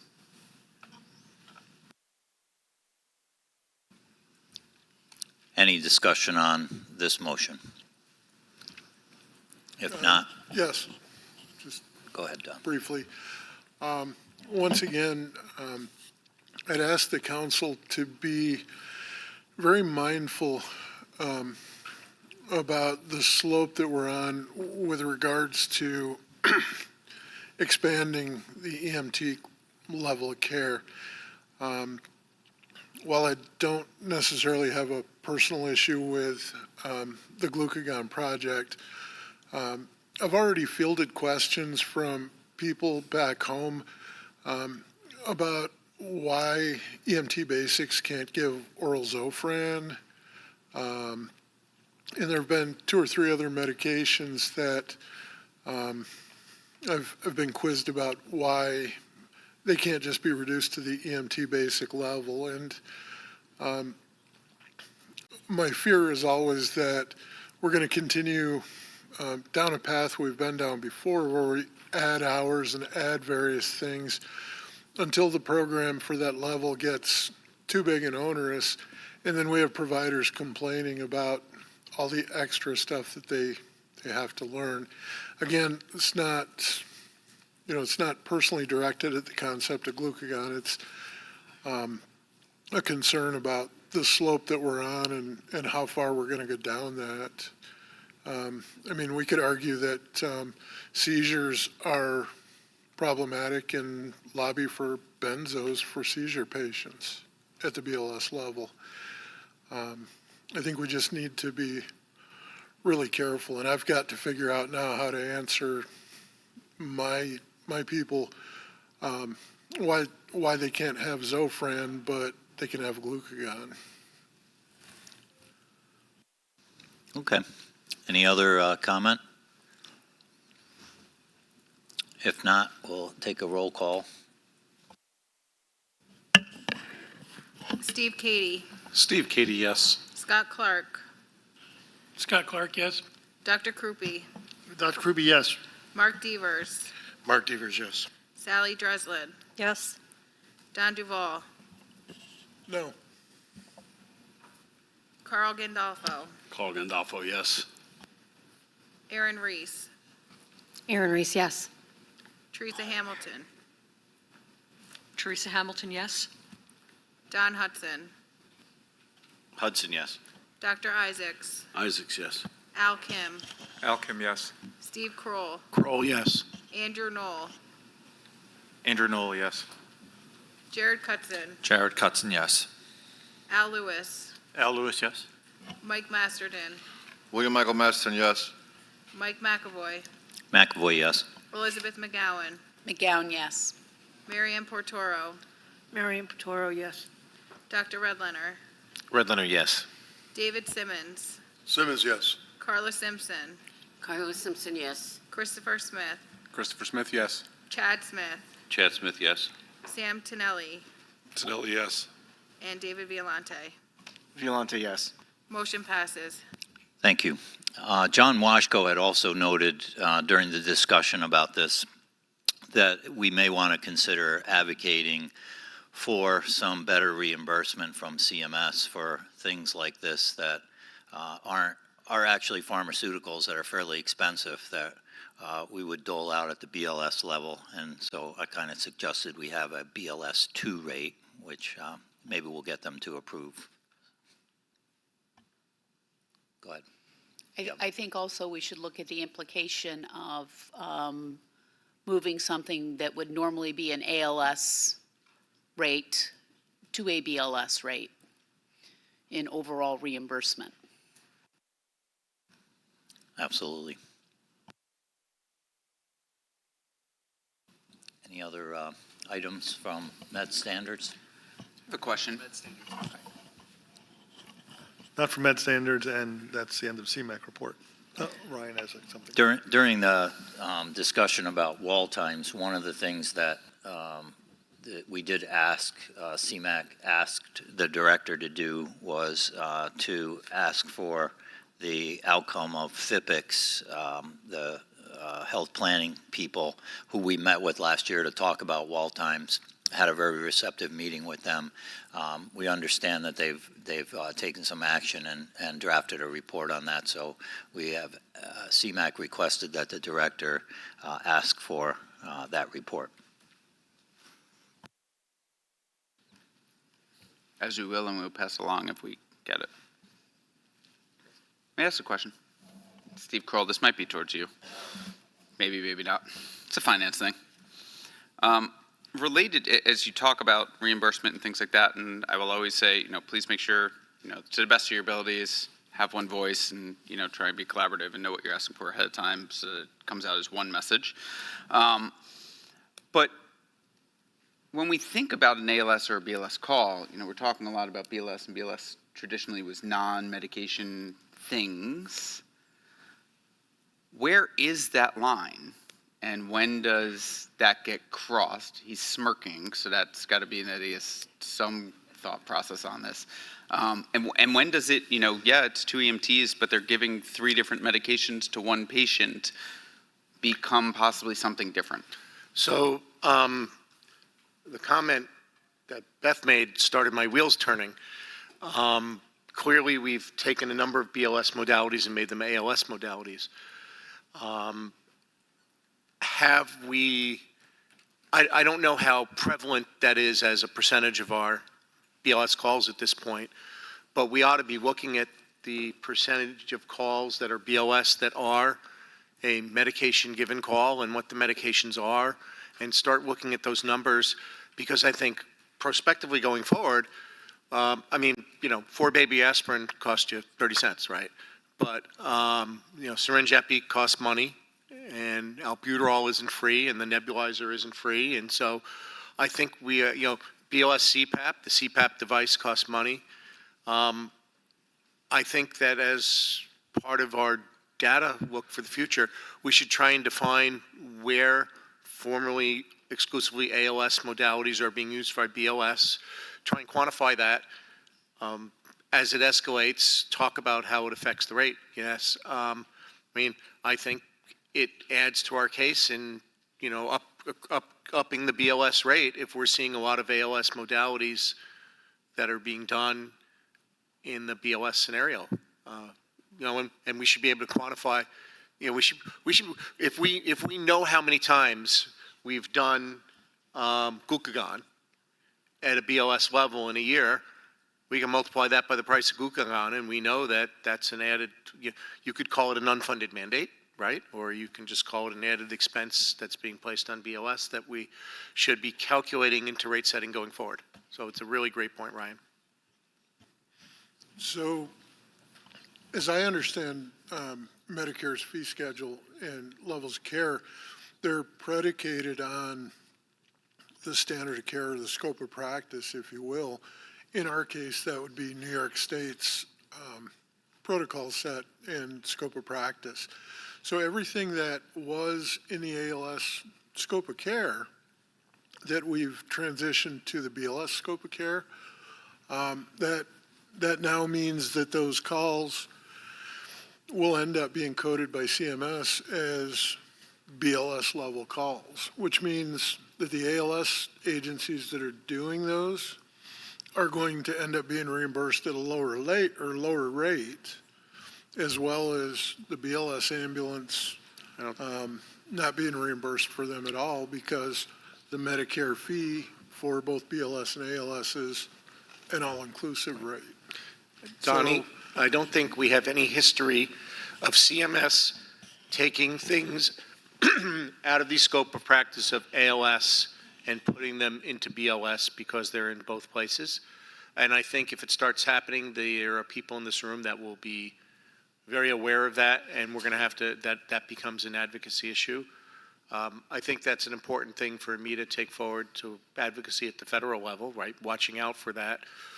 But we didn't see, they don't cut the ALS rate because of a BLS modality. They don't look at a, and at this point in time, I do not see insurance companies looking at PCRs and saying, well, there was a paramedic on the call, but the EMT gave the medication, so I'm downgrading it to a BLS call. And again, we've got to keep our eye out for those things, because the people that make payment policy can look for cost containment opportunities. But on the Medicaid side, which is what we have more local influence over, our Medicaid rate has been set at a flat fee. Over time, it gets increased, and when we talk to them, to people that make those decisions about it, we explain how our costs have changed, right? So on the BLS side, we are able to say that that'll be a factor, because there's not an automatic trend factor, and there's not an empirical value of a call necessarily done in the same way at the state Medicaid level as they might do, as you said, on the Medicare level. Al? Thank you. Yeah, to start at the CMS level, a lot of that delineation starts at the ICD, well, now 10 codes. It took quite a bit to go from 9 to 10, and as it was mentioned, if we advocate whether at the federal level and trickles down into the state, Medicaid, which is where usually how it travels. I think, we just have to recognize that there will be, and there are, delineations, irrespective of BLS or ALS. They will separate it. You just need to add it to those code lines, and it'll take a little doing. Mike, sorry. So I guess I have a basic question to ask, which is, the framework of ALS and BLS seems a little bit old-fashioned, and like thinking about, are there opportunities, as we do treatment in place, are there opportunities to reframe it? I think it's an interesting idea. I think I'm not practically involved in this on a day-to-day basis, but we've been rethinking levels of care and moving lots of treatment and procedures from one skill set to others. And so I think that there's an opportunity to rethink it, but again, that's probably a more long-term thought as opposed to something practically in the moment. Don? So I'm not an attorney, nor do I claim to be one. And I'm certainly sure there's a lot more to this, and I'm certainly no expert in medical billing, but I just Googled the Code of Federal Regulations related to ALS 1. 414.605 defines ALS 1 as means transportation by ground ambulance vehicle, medically necessary supplies and services, and either an ALS assessment by an ALS provider or the provision of at least one ALS intervention. I'm not claiming I actually know what that means, but it seems like, as we know from constitutional law, commas and things like either can be interpreted. Is there an opportunity here that maybe no one's ever asked the state or the feds, hey, does it matter who gives it, or is one medication the threshold? I think it might, I'm hopeful it might be a situation where we've been doing the same thing just because we thought that was the right thing to do. Let's ask. Well, I'm going to make a guess that this is not a material amount of money today. It's very small. And I think that you've looked at the ALS definition. I think you've got to look at the BLS definition. And I think it's legitimate for us to look at the BLS medication and definition and see if there is room for expansion of that definition, but we should not do that at the expense of degrading the ALS definition. We may look at this and realize we're opening a can of worms we don't want to open, because if you're talking to an efficiency expert in the federal government and you say, well, now EMTs could do this, they could say, oh, well, that's great. We'll change the ALS definition and we're not going to pay a paramedic anymore for things that can be done at the BLS level, which is not where we want to go. And I recognize that the ALS assessment is what a paramedic conducts, but so we should look at it, but not jump the gun and we don't want to open the door to someone to come in and carve us up. So let's move our agenda, and we'll come back to this scintillating topic in the future. But it gives all of us some fodder for thought. Anything else from Med Standards or SEMAC? No, that's the end of our report. Okay, so I'll move to Don Hudson with Education and Training. All right, good afternoon, everyone. So Education and Training has been meeting virtually between our in-person meetings here, formulating our agenda, which we saw yesterday, and some fractured continuations in separate subcommittees today.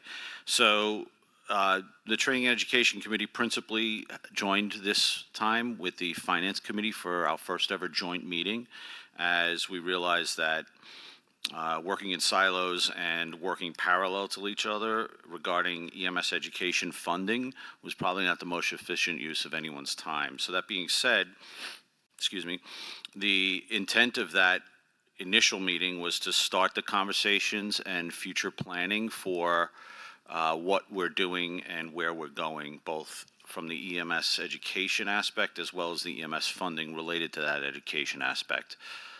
Again, initial conversations, idea sessions, no one's looking to jump to any conclusions, no one's looking to jump to any rash policy or procedure changes, especially involving the almighty dollar. but an evaluation of where we've been, where we are, where we need to go, and how the money should follow along with that.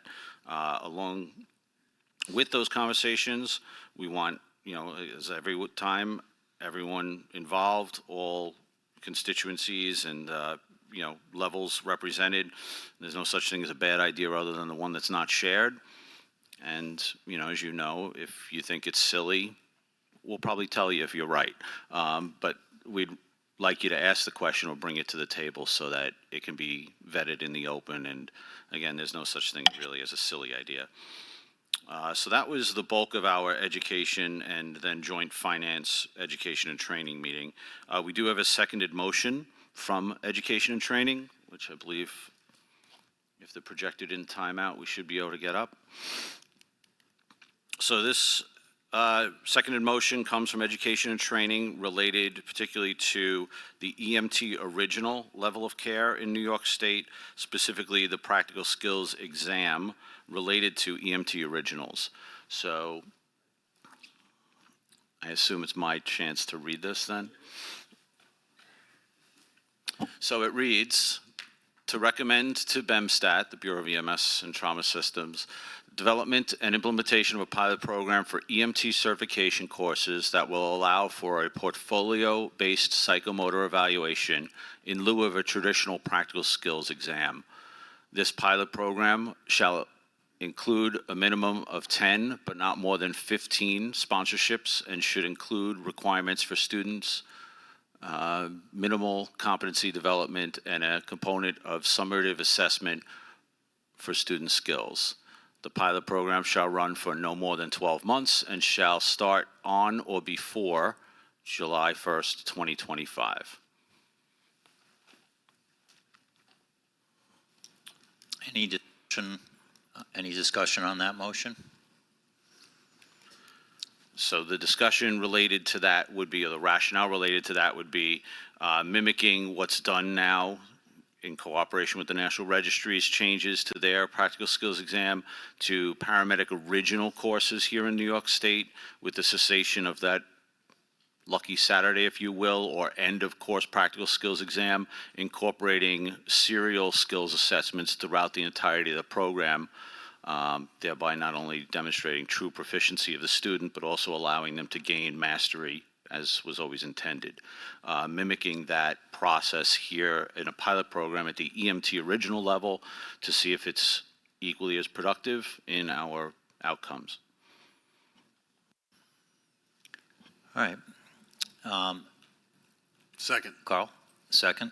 Yeah, this comes forward from the committee as a privileged motion, so it doesn't require a second. If there's any more discussion, this would, as a pilot, have to go to the commissioner, but it needs to first get approved by this body. So this, again, is a roll call vote, so if we could call the roll. Mr. Chair. Go ahead. I have a question. We're limiting this to a year and saying it must start on or before July 1st of 2025. Is that a reasonable timeline? So we're not stuck in the same problem we're at with the community paramedicine task forces, et cetera, where it takes so long to get up and running that we have to look at, extending it? It seemed reasonable to Don. And that was a topic of discussion, which, again, I think the implementation of it is subject to what happens administratively with it. But this has to be approved by the commissioner and everything else, which could be 2 days or 2 months on its own. And I would love to see this implemented as soon as possible, but I don't want it to be implemented in December of 2025. And now we're kind of tied to that July, 1st, 2026 end time. So to that, and again, the feeling of the committee, I believe, was to get this going as soon as possible, understanding the constraints of bureaucracy and how approvals happen. So the caveat there is to run for 12 months, essentially regardless of when it starts, to guarantee that it runs for 12 months. The July 2025 is in there to be provocative, and sort of push the issue, like, hey, there's a implementation date here, knowing that we frequently encounter difficulty meeting implementation dates. We strive to meet the desired date, which we intend to start with, and sometimes face unexpected delays in that process. And we'll work to have the program work for 12 months from the date that it is implemented and goes out into the public. Thank you, Mr. Director. Very good answer. We can call the roll. Steve Katie, Steve Katie, yes. Scott Clark, Scott Clark, yes. Dr. Krupe, Dr. Krupe, yes. Mark Devers, Mark Evers, yes. Sally Dreslin, Yes. Don Duval, Yes. Carl Gandolfo, Carl Gandolfo, yes. Aaron Reese, Aaron Reese, yes. Teresa Hamilton, Don Hudson, Don Hudson, yes. Dr. Isaacs, Isaacs, yes. Al Kim, Al Kim, yes. Steve Kroll, Roll, yes. Andrew Knoll, Andrew Knoll, yes. Jared Cutson, Jared Cutson, yes. Al Lewis, Al Lewis, yes. Mike Masterton, Mike Masterson, yes. Mike McAvoy, McAvoy, yes. Elizabeth McGowan, McGowan, yes. Marianne Portoro, Marion Petoro, yes. Dr. Redlener, Redlener, yes. David Simmons, Simmons, yes. Carla Simpson, Carla Simpson, yes. Christopher Smith, Chris Smith, yes. Chad Smith, Chad Smith, yes. Sam Tinelli, Tonelli, yes. and David Violante. Motion passes. Thank you. Any other items from T&E? Sorry, no, thank you. Okay. Any questions for Don?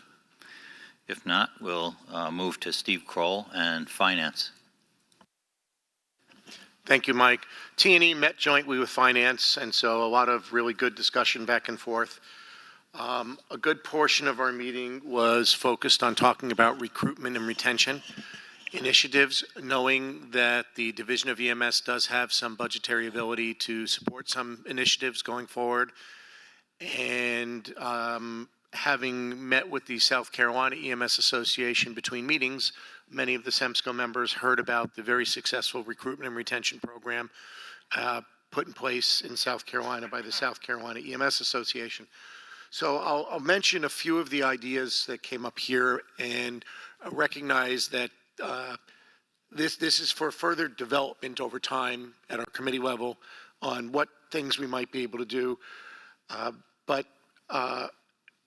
So a few of the ideas were, what about putting together an asynchronous course that people can take that would be an introduction to EMS? So a 2 or 3 hour course you can take asynchronously online for people that might be interested in EMS and volunteering as a career, and also building on the back end a portal where people would be connected with EMS agencies for recruitment and retention purposes. Basically, that's what they've done in South Carolina. They've gone a little bit further. They've put part of their EMT class, the didactic portions, online. You can start at home, and then you click a button that says, link me up with an EMS agency, and within 48 hours, you're connected to an EMS agency that can recruit you further, take you through the rest of your class, take you through the practical skills, and then you've got an agency. And so there's some discussion about whether we could do these two things, which is draw people in using digital resources, getting them a little bit of an idea about what EMS is, how EMS works, more than, right now our recruitment videos tend to be 2 to 5 minutes, right? So a little bit more than that, making it a course where they're going to gather some content, do some interaction with the course, and then again, build the harder part than building the course will be building that back end link back to community, because that means that we have to have all of our EMS agencies or a proxy for them willing to engage people and help get them that connection. So that was one really good starting point. We talked about the possibility of wanting to put together a Generation Z committee or task force or TAG, because the people around this table are not necessarily the people we're trying to attract. So we have to connect with a different generation. The director talked, it was brought up here that some of our retention challenges come through the leadership of EMS agencies. The director let us know that the leadership class that was at Vital Signs attracted 60 participants and was very well received.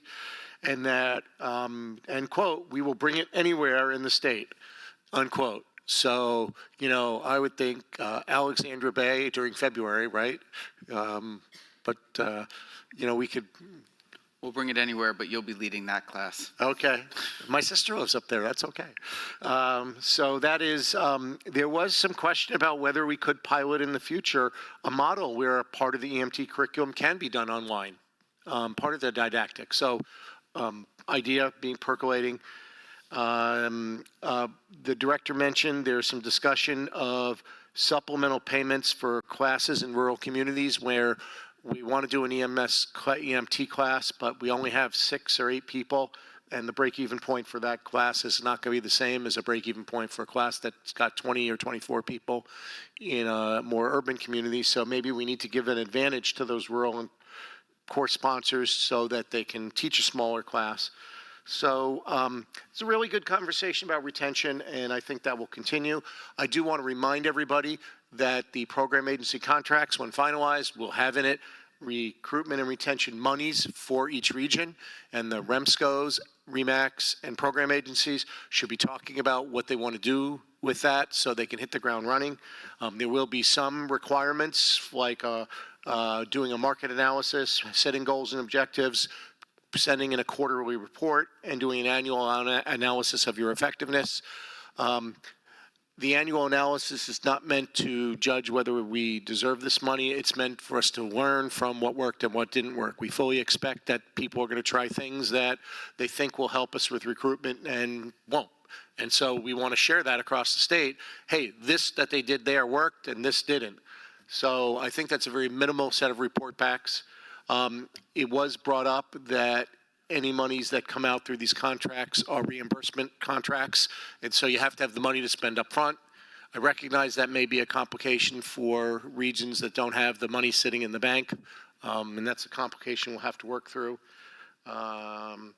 We also just reminded everybody about the paramedic scholarship funds that will be coming to our regions over as part of those contracts, where each region will have the ability to finance paramedic training for 2 students.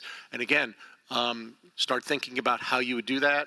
The requirements or the basic requirements are, again, a market analysis. You need a selection criteria and process. You need a payment model. And you must fund 2 students. If you fully fund 2 students and you have leftover money, the money can be deployed in matters of discretion for supporting paramedic training. So that's intended to be a 5-year program with funds if funds become available each year's state budget. So we won't be doing this one and done. You'll be doing for 5 years, being able to do this. It's a great opportunity. So again, at the regional level, talk about how you would use this and get ready for it. We had a good discussion about core sponsor fiscal sustainability.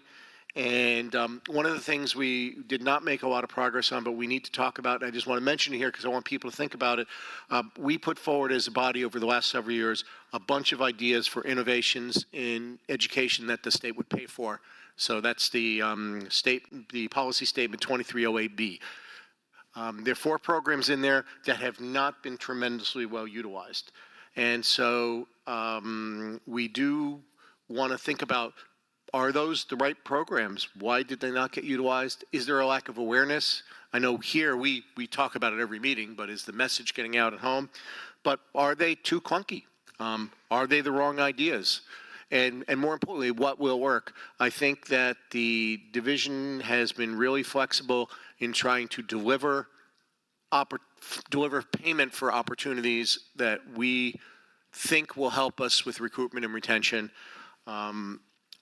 It is not impossible for us to conclude that if people aren't using these programs, maybe they're not the be-all, end-all that maybe we want them to be. So let's think about other things that might be good ideas for us to move forward. So I do not have any seconded motions today. I think that, we're participating in Don's discussion about what the education system of the future could look like. And, one of the things that Don and I met before this, we talked about is we were looking for a place to compare EMS training, and we started talking about medical school training. And we recognize that when a physician, it's on a different magnitude, but when a physician goes to medical school, there's a Medicare payment for their education. And then when a physician gets out of medical school, they go into a residency, and there is a payment by Medicare for that residency. So we are following these students through their readiness to become practicing physicians with a payment model that drives that. And so there's a lot of talk that happens here about people coming out of EMT school and not necessarily being ready to work, or so it was just really interesting for us to talk about that. Maybe there's the potential for us, as part of Don's committee's discussion, to talk about the financing of the training. Maybe there needs to be a look at not just the 200 plus hours that leads you to take your state exam and you get your EMT card, but something that carries you through that field training and makes you ready to practice as a functioning EMT on an ambulance. So a lot of good ideas that will seed for future discussions the next year, and I'd be glad to answer any questions. All right. Any questions for finance? If not, we'll move along to EMS systems. Mark Devers, and I think you're going to call Gina Wezerbowski up here to help you. Maybe if I need her. Go ahead. All right. So we've got two regulatory packages that are getting kind of buttoned up. The first one that should be going to public comment, I believe the first part of next year, is the performance standards. And what we decided to do was to create an initial kind of regulatory package that requires some monthly reporting from agencies. That's pretty simple. Hopefully it's something that the PSAPs can actually generate a report for and make it really, really easy for agencies. And we'll ask our, data folk to make a Drupal thing, and you go in every month and you pick your agency and talk about how many calls you had within your area, how many calls were dropped, and how many mutual aid calls you went on a monthly basis. And a couple other simple questions to go along with that. And then, the goal is to build that up into a more robust set of questions as we move forward over the next few years. Unfortunately, the regulatory process is slow, but that's kind of where we want to go with that. The ambulance operating authority process rewrite is currently, there's a bunch of questions with the folks at DLA. There's really a dozen or so questions. We've had several meetings, both groups have had several meetings. In this one, we've, really had robust conversations on the definition of need, and I think we have one we're pretty happy with. Tightening up the timelines, who's a concerned party that could appeal, so somebody from New York City isn't appealing a CON in Buffalo. And other issues like, do we need a public hearing? What are clarifying comments? We had an incredibly robust discussion on how we could notify people, because whether there's an exemption that we could remove out of Article 30 to say, or if there's an exemption within the state, because Article 30 actually discusses certified mail. So we're looking at means to streamline the process and ease the process. And so those are the regulatory packages. The other thing that was supposed to be worked on, and we have to shift gears a little bit, was there was a group put together to work on some questions for recruitment and retention, and how we could do a survey of existing providers and other people to get some data that we could share with the other committees and start working together, to improve the EMS system across the state. And so I would love if anybody would be interested in kind of heading that tag and coming up with 5 or 10 questions on how to do it. Or 10 questions that we could ask, and what's a way to get it out to the masses, not only people in EMS, but people out of EMS. And, look at different demographics and age groups, et cetera. So if there's no questions, that's the end of my report. Gina, did you want to comment on any of the regulatory processes? No, Mr. Chairman. Mr. Devers did a fine job of summing up the activities.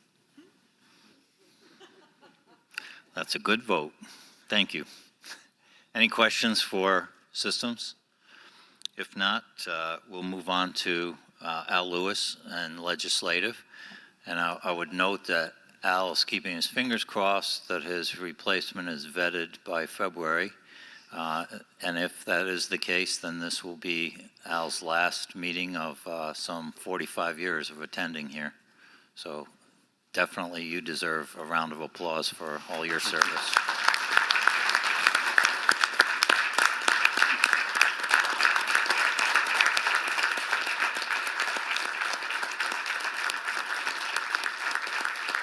Thank you all. Thank you all very much. It's been an honor. I go back to right after Article 30 was promulgated. And it's been such an education. I wish I'd have written a book back then, but I can't remember most of it. So let's move on here. So we have 3 motions to come forth. A couple things initially here. 4 bills that we've been really watching and hoping that they would pass, and if they don't, the rest of the remainder of the year, I'm sure they will. They're being actively pursued, I believe, for 2025. One of them is Essential Services Bill, S4020 is a bill that 4020B that has been pursued by many people. And as I said it in the legislative committee meeting, I believe in 2025 that most likely will happen.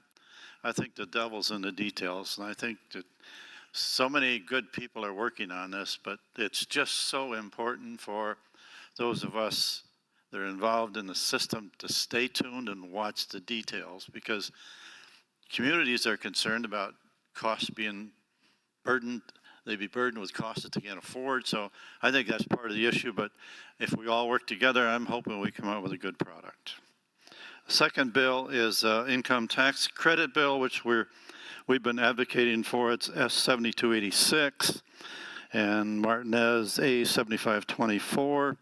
This would increase volunteer firefighter and ambulance worker personnel income tax credits from 200 to 800 eligible individuals, and from 400 to 1,600 for eligible married joint filers. I think that's really sorely needed. The third one is S6645.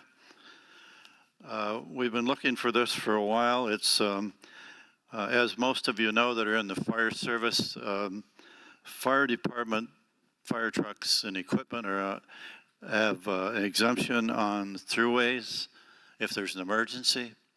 This bill would extend that same opportunity for ambulances on emergencies. And I think that's important to do. The last one, bill to create a methodology for ambulance reimbursement under Medicaid that is more closely aligned to everybody's costs that provide EMS. A very important bill. Now, the 2 of the things that I'm very happy that have come forth, or 3 things actually, in these new recommendations that are being voted on by you today. And the first one is community paramedicine. Most of us know that project doesn't extend beyond May of 25. So we're bringing a motion for you, and I'll let Steve go over this with you, to ask the commissioner to move this forward to extend it and add some additional opportunities with it. Steve, please. Thanks, Don. Last year in the governor's budget request was included a extension of the community paramedicine demonstration program to make it permanent and to increase the number of agencies to 200. Currently, there are 55 agencies that are participating in the program. That is, was not adopted, and there was significant opposition by some interests in the healthcare field who do not want to see EMS clinicians expanding into new areas in a very material way. We spent some time throughout our committees, throughout working with agencies that are involved in community paramedicine, working with Onion and NICEVERA, talking about what might be a reasonable request for us to try and move this forward, recognizing that, as the director mentioned, the task force that will be working on the regulatory structure for this is about to be appointed, but their work would have to, when their authority to exist expires when the statute expires in the spring of 2025. So recognizing, I think all of us would like this to be permanent. It is not unreasonable and happens very common for demonstration programs in New York State to be extended a couple years at a time.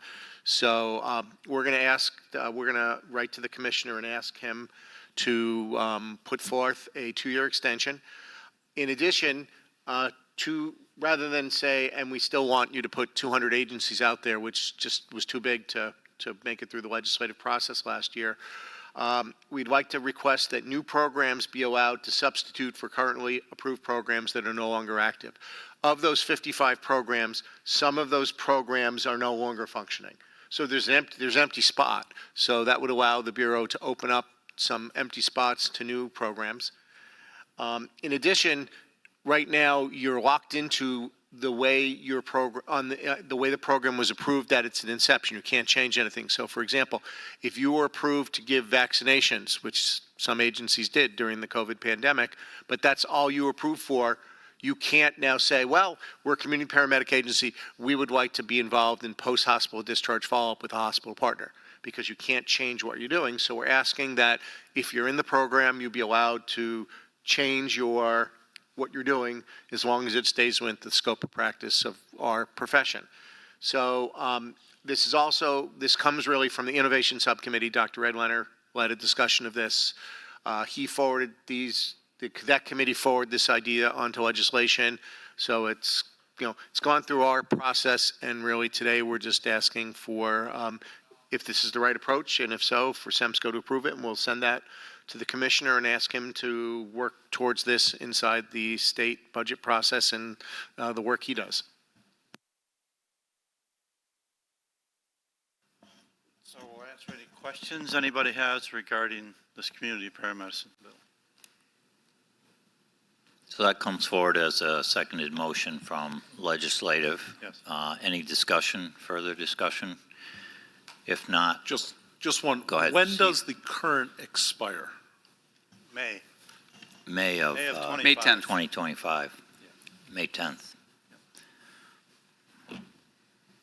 Just wanted to make sure there was going to be time frame between, it doesn't expire in December, so.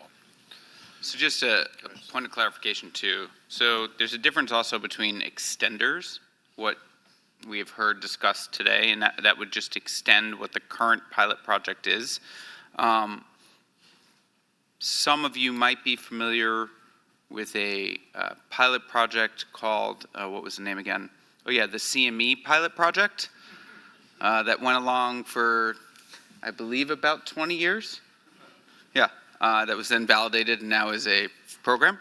So it is not uncommon for pilot programs to be extended, but there is a difference between extenders, which would extend exactly just that. So the way it is worded today, the way it is, and we move it forward. And then some of the asks of what we're hearing come from Steve Kroll, which can be achieved, but it's just different, and it's normally not part of, or I don't think it can be part of technically an extender. So I just, again, formality. So New York State has traditionally made policy in the state budget, And that is traditionally something governors like to do and legislators do not like to do. Most of the time, governor will try and advance policy priorities in the budget.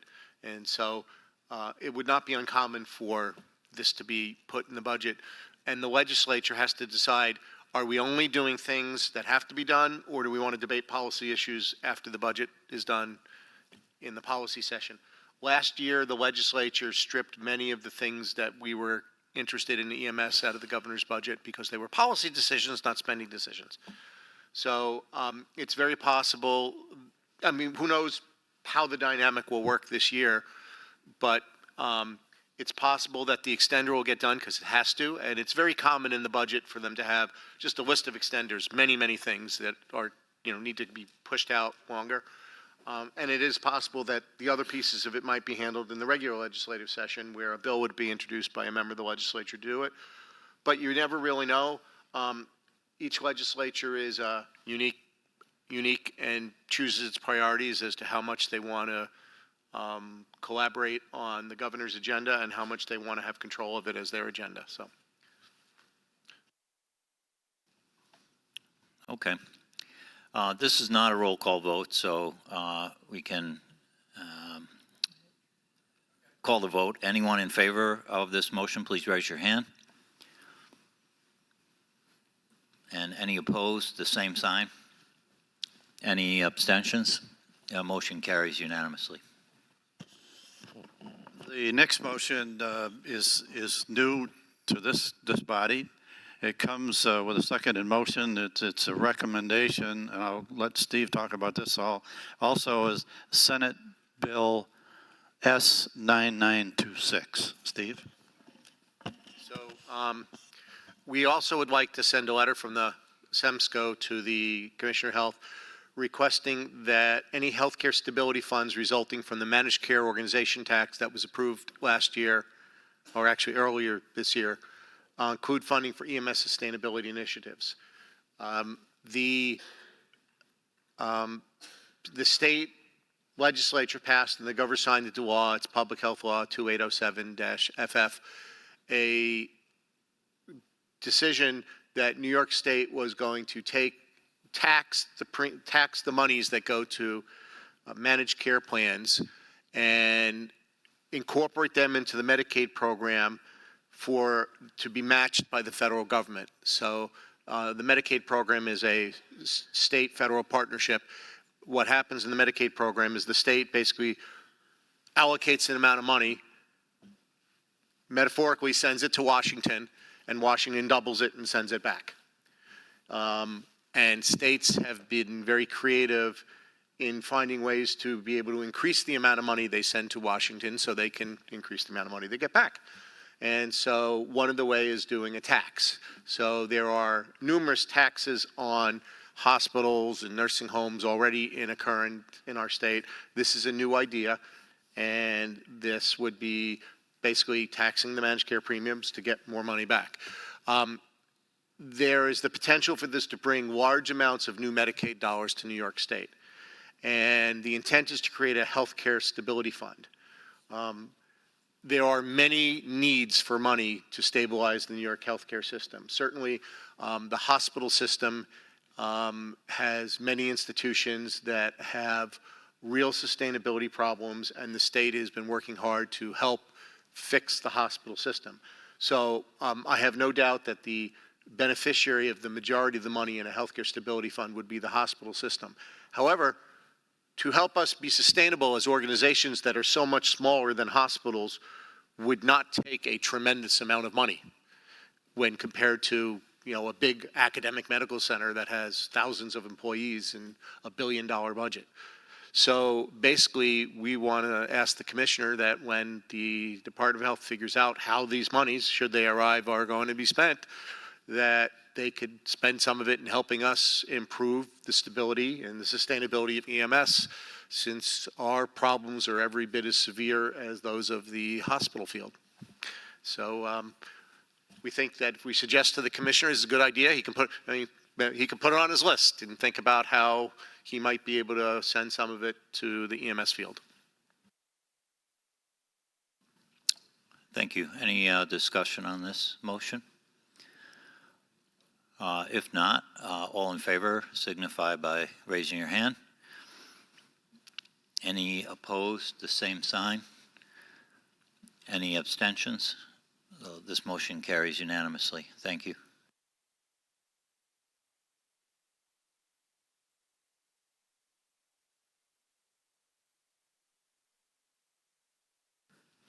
Okay, Don. No.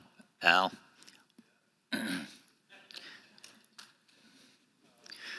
Went past him.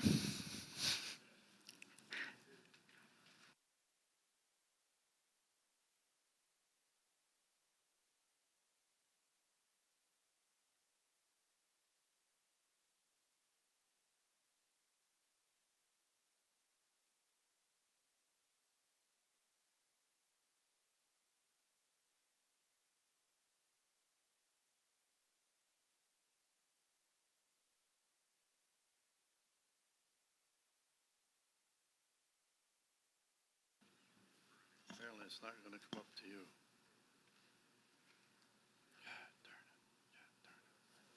Sorry, folks, just a minute.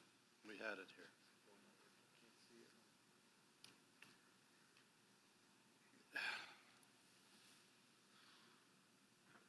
Third motion's right there, but I can't seem to. Third motion, right there. Right there. Right there. Here it is, right here. There we go. Here's that. All right. I don't know, between Al and I, we both need bigger glasses. No, this is the one we just did. Teresa, can you put the buprenorphine? Okay.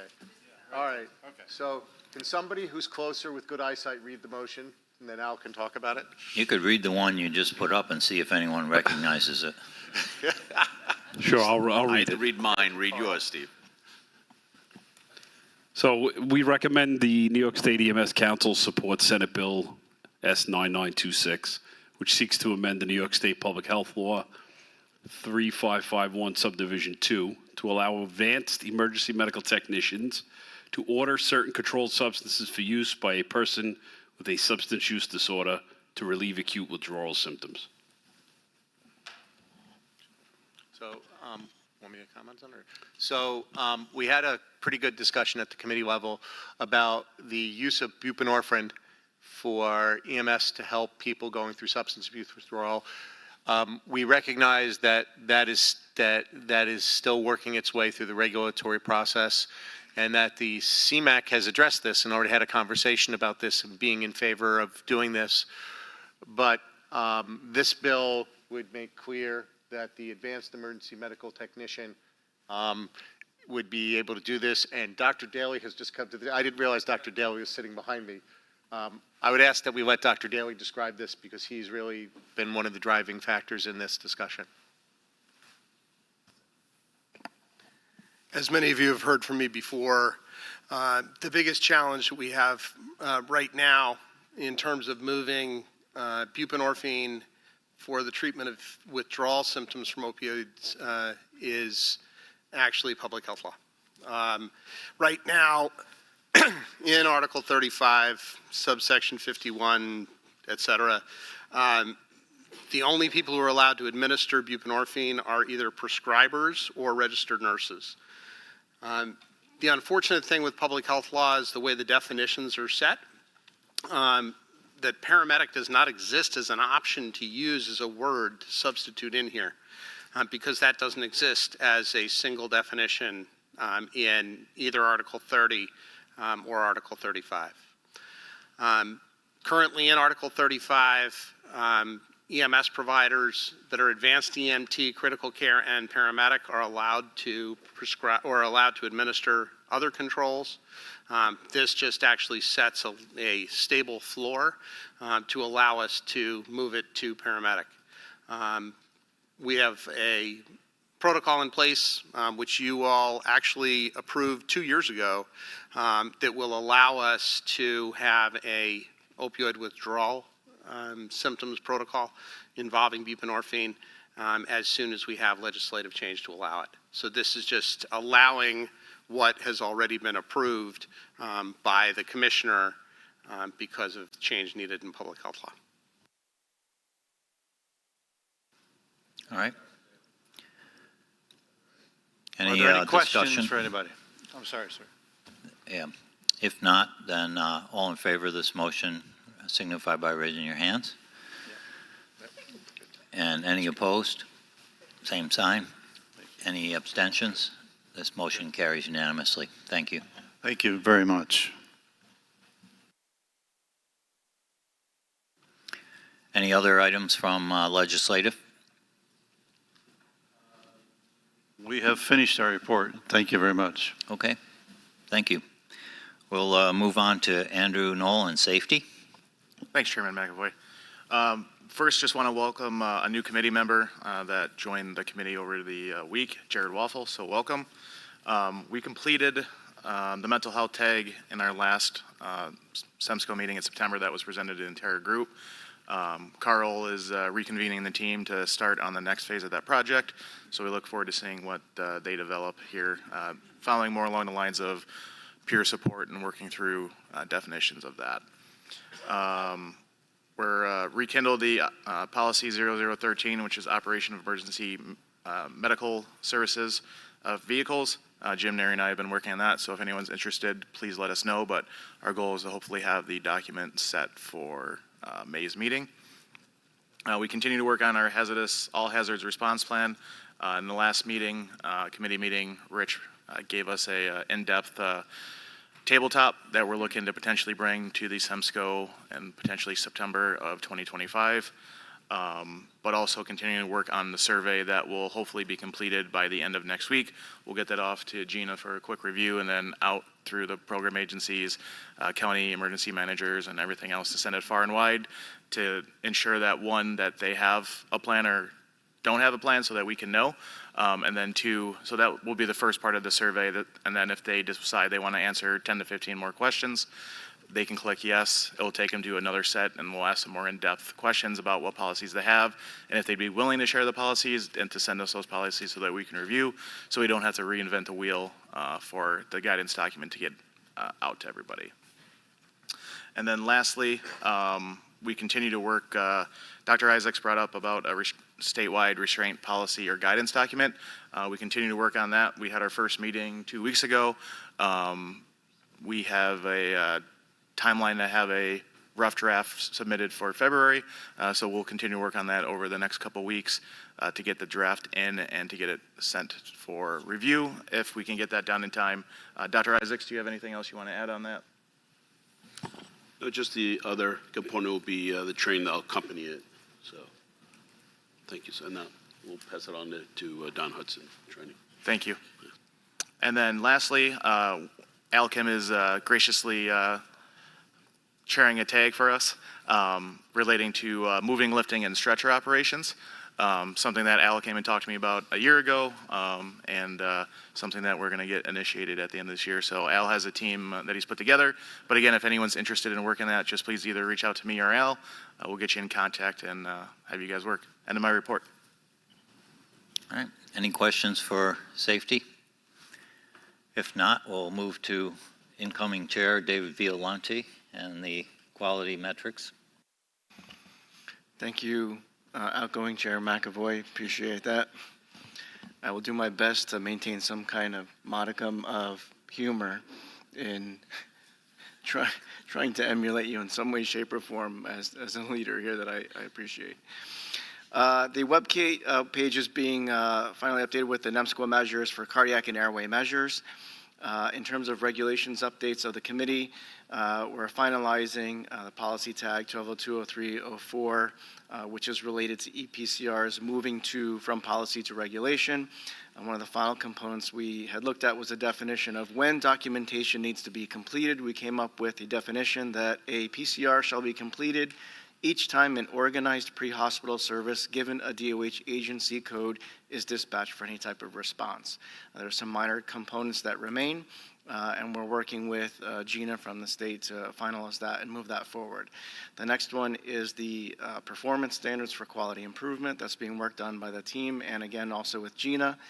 And we had a really vibrant discussion about data flow and how to ensure that all the data gets out to the state.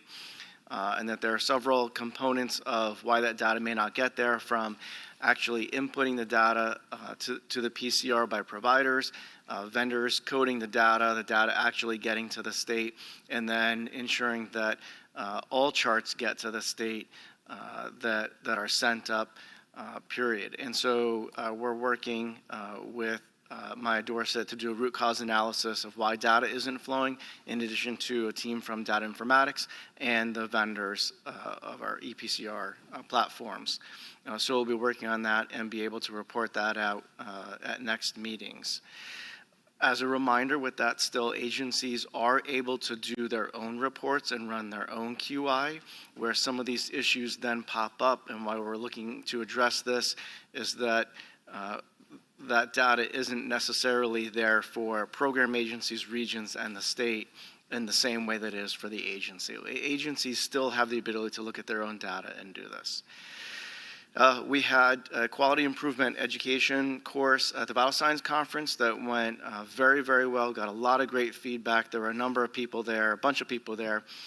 And so we are now looking to do a 4-hour QI introductory course around the state. If anybody's interested in hosting that, please let us know so that we can try and run that out in your area as a precursor to perhaps a 6-hour or an 8-hour course to do quality improvement at the regional level, QI level, program agency level, et cetera. And that was the most of our report, unless there's any questions for the Quality Improvement Committee. Any questions for quality and innovations? All right.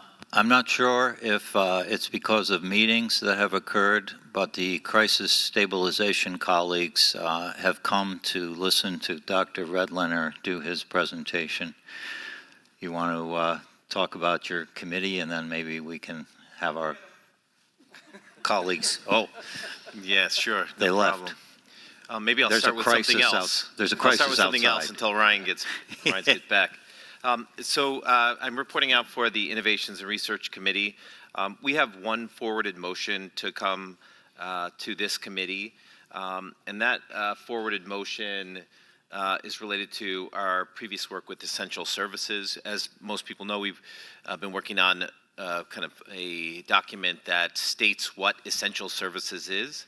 And the committee seconded a motion to recommend that SEMSCO write a letter to the Commissioner and Department of Health to advise on the key descriptions and elements of EMS as an essential service. And again, I like to hear the overlap between the different committees and in the legislative committee, the work that's going on to support the active bills in the Assembly. So that letter would give information about essential services to the Commissioner. So that basically, that resolution reads to recommend that SEMSCO write a letter to the Commissioner and the Department of Health advising on the key description elements of EMS as an essential service. And that document did get posted and boardable, was shrunk down from a lengthy document to just about a couple pages. So if anyone had a chance to read it and has comments on it, speak now. And otherwise, all in favor of this motion, signify by raising your hand. Any opposed, the same sign. Any abstentions? Motion carries unanimously. Thank you. Great. So there's a few other items to report on here. At the last SEMSCO meeting, we had approved the work that the subcommittee on research had done within the Innovations Committee on the research and demonstration project pathway and policy. And we were asked to write the policy language for the Bureau to make a policy statement. So we've done that work and are forwarding that work that was voted on at the last SEMSCO meeting for the department to put into a policy statement. And I think it's going to come out as a policy statement. We had voted on it and approved it last meeting, and I think that it just got tweaked into making it look more sexy. Correct. there's, in support of the discussion from the Legislative Committee, we, in the Innovations and Research Committee, again, discussed and made a motion to send the community paramedicine extension, as discussed in the Legislative Committee, forward to them to come to this body, which has happened already. So thanks for the collaboration on that. I'll skip the crisis stabilization work just for a moment, and we'll come back to that. One of the items of discussion at the last SEMSCO meeting was to meet with Wadsworth to discuss the ability of EMS to do laboratories in the field. As many of you know, there's a lot of challenges to moderately complex CLIA designation that's very difficult to achieve, and there's many regulatory reasons why that is. So what we've decided in conjunction with the leadership of Wadsworth is to come together to understand what would be CLIA waived laboratories that EMS can use, so understand and be clear about what that is, and then come up with guidance on the regulatory environment around laboratories more broadly. And so, again, the idea would be to create a document and guidance for EMS agencies looking to do labs in the field as part of a community paramedicine program, for example, and it would essentially lay out the labs that are important to people and to talk about ways in which we can achieve those labs in the easiest possible way in the current regulatory environment, and then really consider what the steps are to enable and make it easier for EMS to do laboratories in the future through regulatory, understanding the regulatory environment. So you had an ask to medical standards and to SEMAC for those groups to forward to you an interest in participating in that work group and or tests that they felt would be useful in the pre-hospital. Exactly. Thanks, Mike. What we would request is that agencies that are involved in community paramedicine or programs that are using labs or would like to use labs, or anyone actually who's interested, would forward exactly that information to myself or to myself, and we'll be working on that document over the next couple of months. Okay. Well, there must be a big crisis out there because they didn't come back. So they didn't come back. Yeah, maybe we should call someone. Well, Ryan went to look for them, and he hasn't come back either. So. Okay. All right. So, I mean, you want to pause for a minute? No, you could talk about where we are with that. So at the last SEMSCO meeting in September, we approved a roadmap for the collaborative work between EMS, between SEMSCO and OMH and OASIS to essentially create a roadmap for how we're going to succeed, how we're going to push forward transport to crisis stabilization centers. The first action on that roadmap was to create a guideline for transport to crisis stabilization centers, and we have done that initial work. And on Boardable will be available, or is available, a draft document about guidelines about who, essentially it's a framework document, a guideline document that could be used as a resource for regions that are interested in moving forward with transport to crisis stabilization centers. And again, I think we wanted to create this guidance that would kind of state principles without giving specific operational details. And in that way, we understand that each program, each region has a little bit of a different resource, and that this document could be used as a starting point for regions that are looking to do this work. Good. And so we had discussed this a number of times previously and talked to Med Standards and SEMAC about, do we want this in the protocols? Their response to that was, heck no, too much. And it really varies by region, similar to taking people to destinations like stroke centers and comprehensive stroke centers, STEMI centers, et cetera.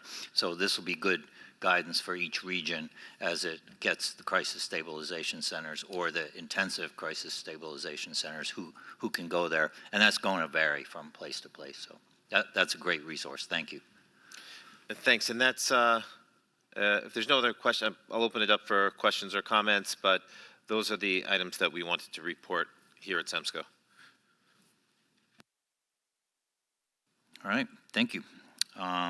The DEI tag, Jared Cutson had given me a report. Do you want to speak to that briefly? Sure.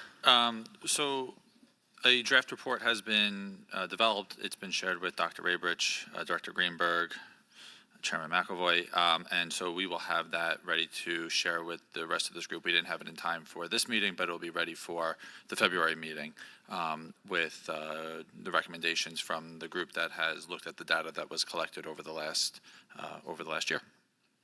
Okay. We look forward to that. Thank you. EMS for children. Is Amy here? Do you want to talk briefly about EMS for children? Outgoing EMS for children coordinator. What a perfect pitch to remind you that we will have a posting for an EMS coordinator position that will be coming up on the Health Research Incorporated website very shortly. It's if you'd funny like to join the team. that you mentioned that. So the job was just posted. So please check your team, sir. I would like to announce the current opening for the EMS for Children position on the Health Research Incorporated website. I know that the EMS for Children Advisory Committee meeting was recently, and Dr. Doynow shared some information about that. Our next one will be virtual on WebEx, February 4th. As we just heard, the position for program manager to continue to fill our EMS for Children team was just posted, and that'll be up for 2 weeks. So if there's anybody that you know that's interested, please do apply or share with your friends. I think that the big things, we're having a visit from our grant sponsor, which we're currently planning, and that'll be sometime in January. I think those are the big, oh yes, Always Ready for Children. If you have an emergency department in your area, tell them to join our program. It is growing. So just like we have pre-hospital pediatric emergency care coordinators, we have them now within the Always Ready for Children program in emergency departments. So we currently have 35 hospitals that have joined, and all of the Northwell hospitals have joined. There was just recently an article in the paper about that. So thank you to everybody who is being pediatric prepared. Thank you. And thank you for all your years with EMS for children.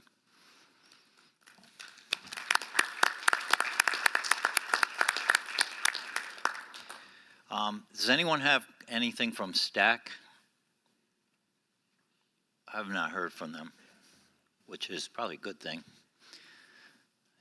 The only time we hear from them is when they don't like one of our new protocols, but we haven't asked them any complicated questions lately either, so. Next item is the bylaws update. And at our last meeting, we had followed Dr. Langstrom's advice and passed a new set of bylaws so that we could let DLA tell us what was wrong with them, which they attended in person and advised us of some things that needed to be tweaked. And so we posted a few weeks ago a revision to those that basically does the 4 things that DLA had mentioned. One is to more appropriately define a quorum. The second is to address the conflict of interest policy so that it aligns with the public officers law. The third is to clearly define absences and what those mean and what the consequences of those are. And then the last is just to clarify that when SEMAC picks a chair, that chair has to be approved by the public health commissioner. So those were the 4 things they brought up to us at the last meeting that were contentious. And so we had agreed to circle back and revise those. That is the copy that was distributed to you earlier and also went through DLA. And correct me if I'm wrong, there wasn't anything in there that, so she's shaking her head, no. There wasn't anything in there that caused her fingernails to fall off or that sort of thing. So that is a statutory change.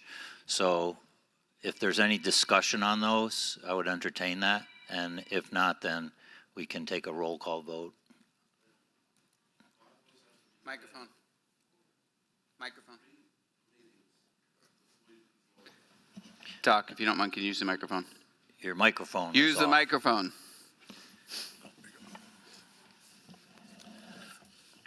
Bylaws have to be read 3 meetings before they can be voted on. That is, if you have a set of bylaws now ready, you can say this is the first reading. At the next meeting, you'll say this is the second reading. And on the third meeting, you vote. You cannot just vote on the bylaws just off the top of your head, no matter what the lawyers say, by the way. Well, Article 10 of the bylaws allows us to vote on them after they've been distributed in a certain time period. It doesn't require multiple readings, according to our bylaws. Readings means distributing them to the body. Doesn't mean sitting up there and making a speech for an hour and a half and reading it. No, it doesn't. That's not what it means. It just says, we've sent you the bylaws. Consider this now to be the first reading. The next meeting, we've sent you again. Consider this to be the second reading. The third time you vote. Where That's does it say standard that? Because practice that's not for what it's... bylaws everywhere. Read Robert's Rules of Order.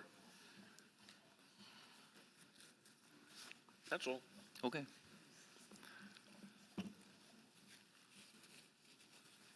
Any other discussion? All right, so we can take a roll call vote on approving these bylaws or not. Steve Katie, Steve Katie, yes. Scott Clark, Scott Clark, yes. Dr. Krupe, Dr. Krupe, yes. Mark Devers, Yes. Sally Dreslin, Yes. Don Duval, Carl Gandolfo, Carl Gandolfo, I'm going to abstain. Aaron Reese, Aaron Reese, yes. Teresa Hamilton, Don Hudson, Hudson, yeah. Dr. Isaacs, Isaacs, yes. Al Kim, Al Kim, yes. Steve Kroll, Crow, yes. Andrew Knoll, Noel, yes. Jared Cutson, Cutson, yes. Al Lewis, Al Lewis, yes. Michael Masterton, Mike Basson, abstain.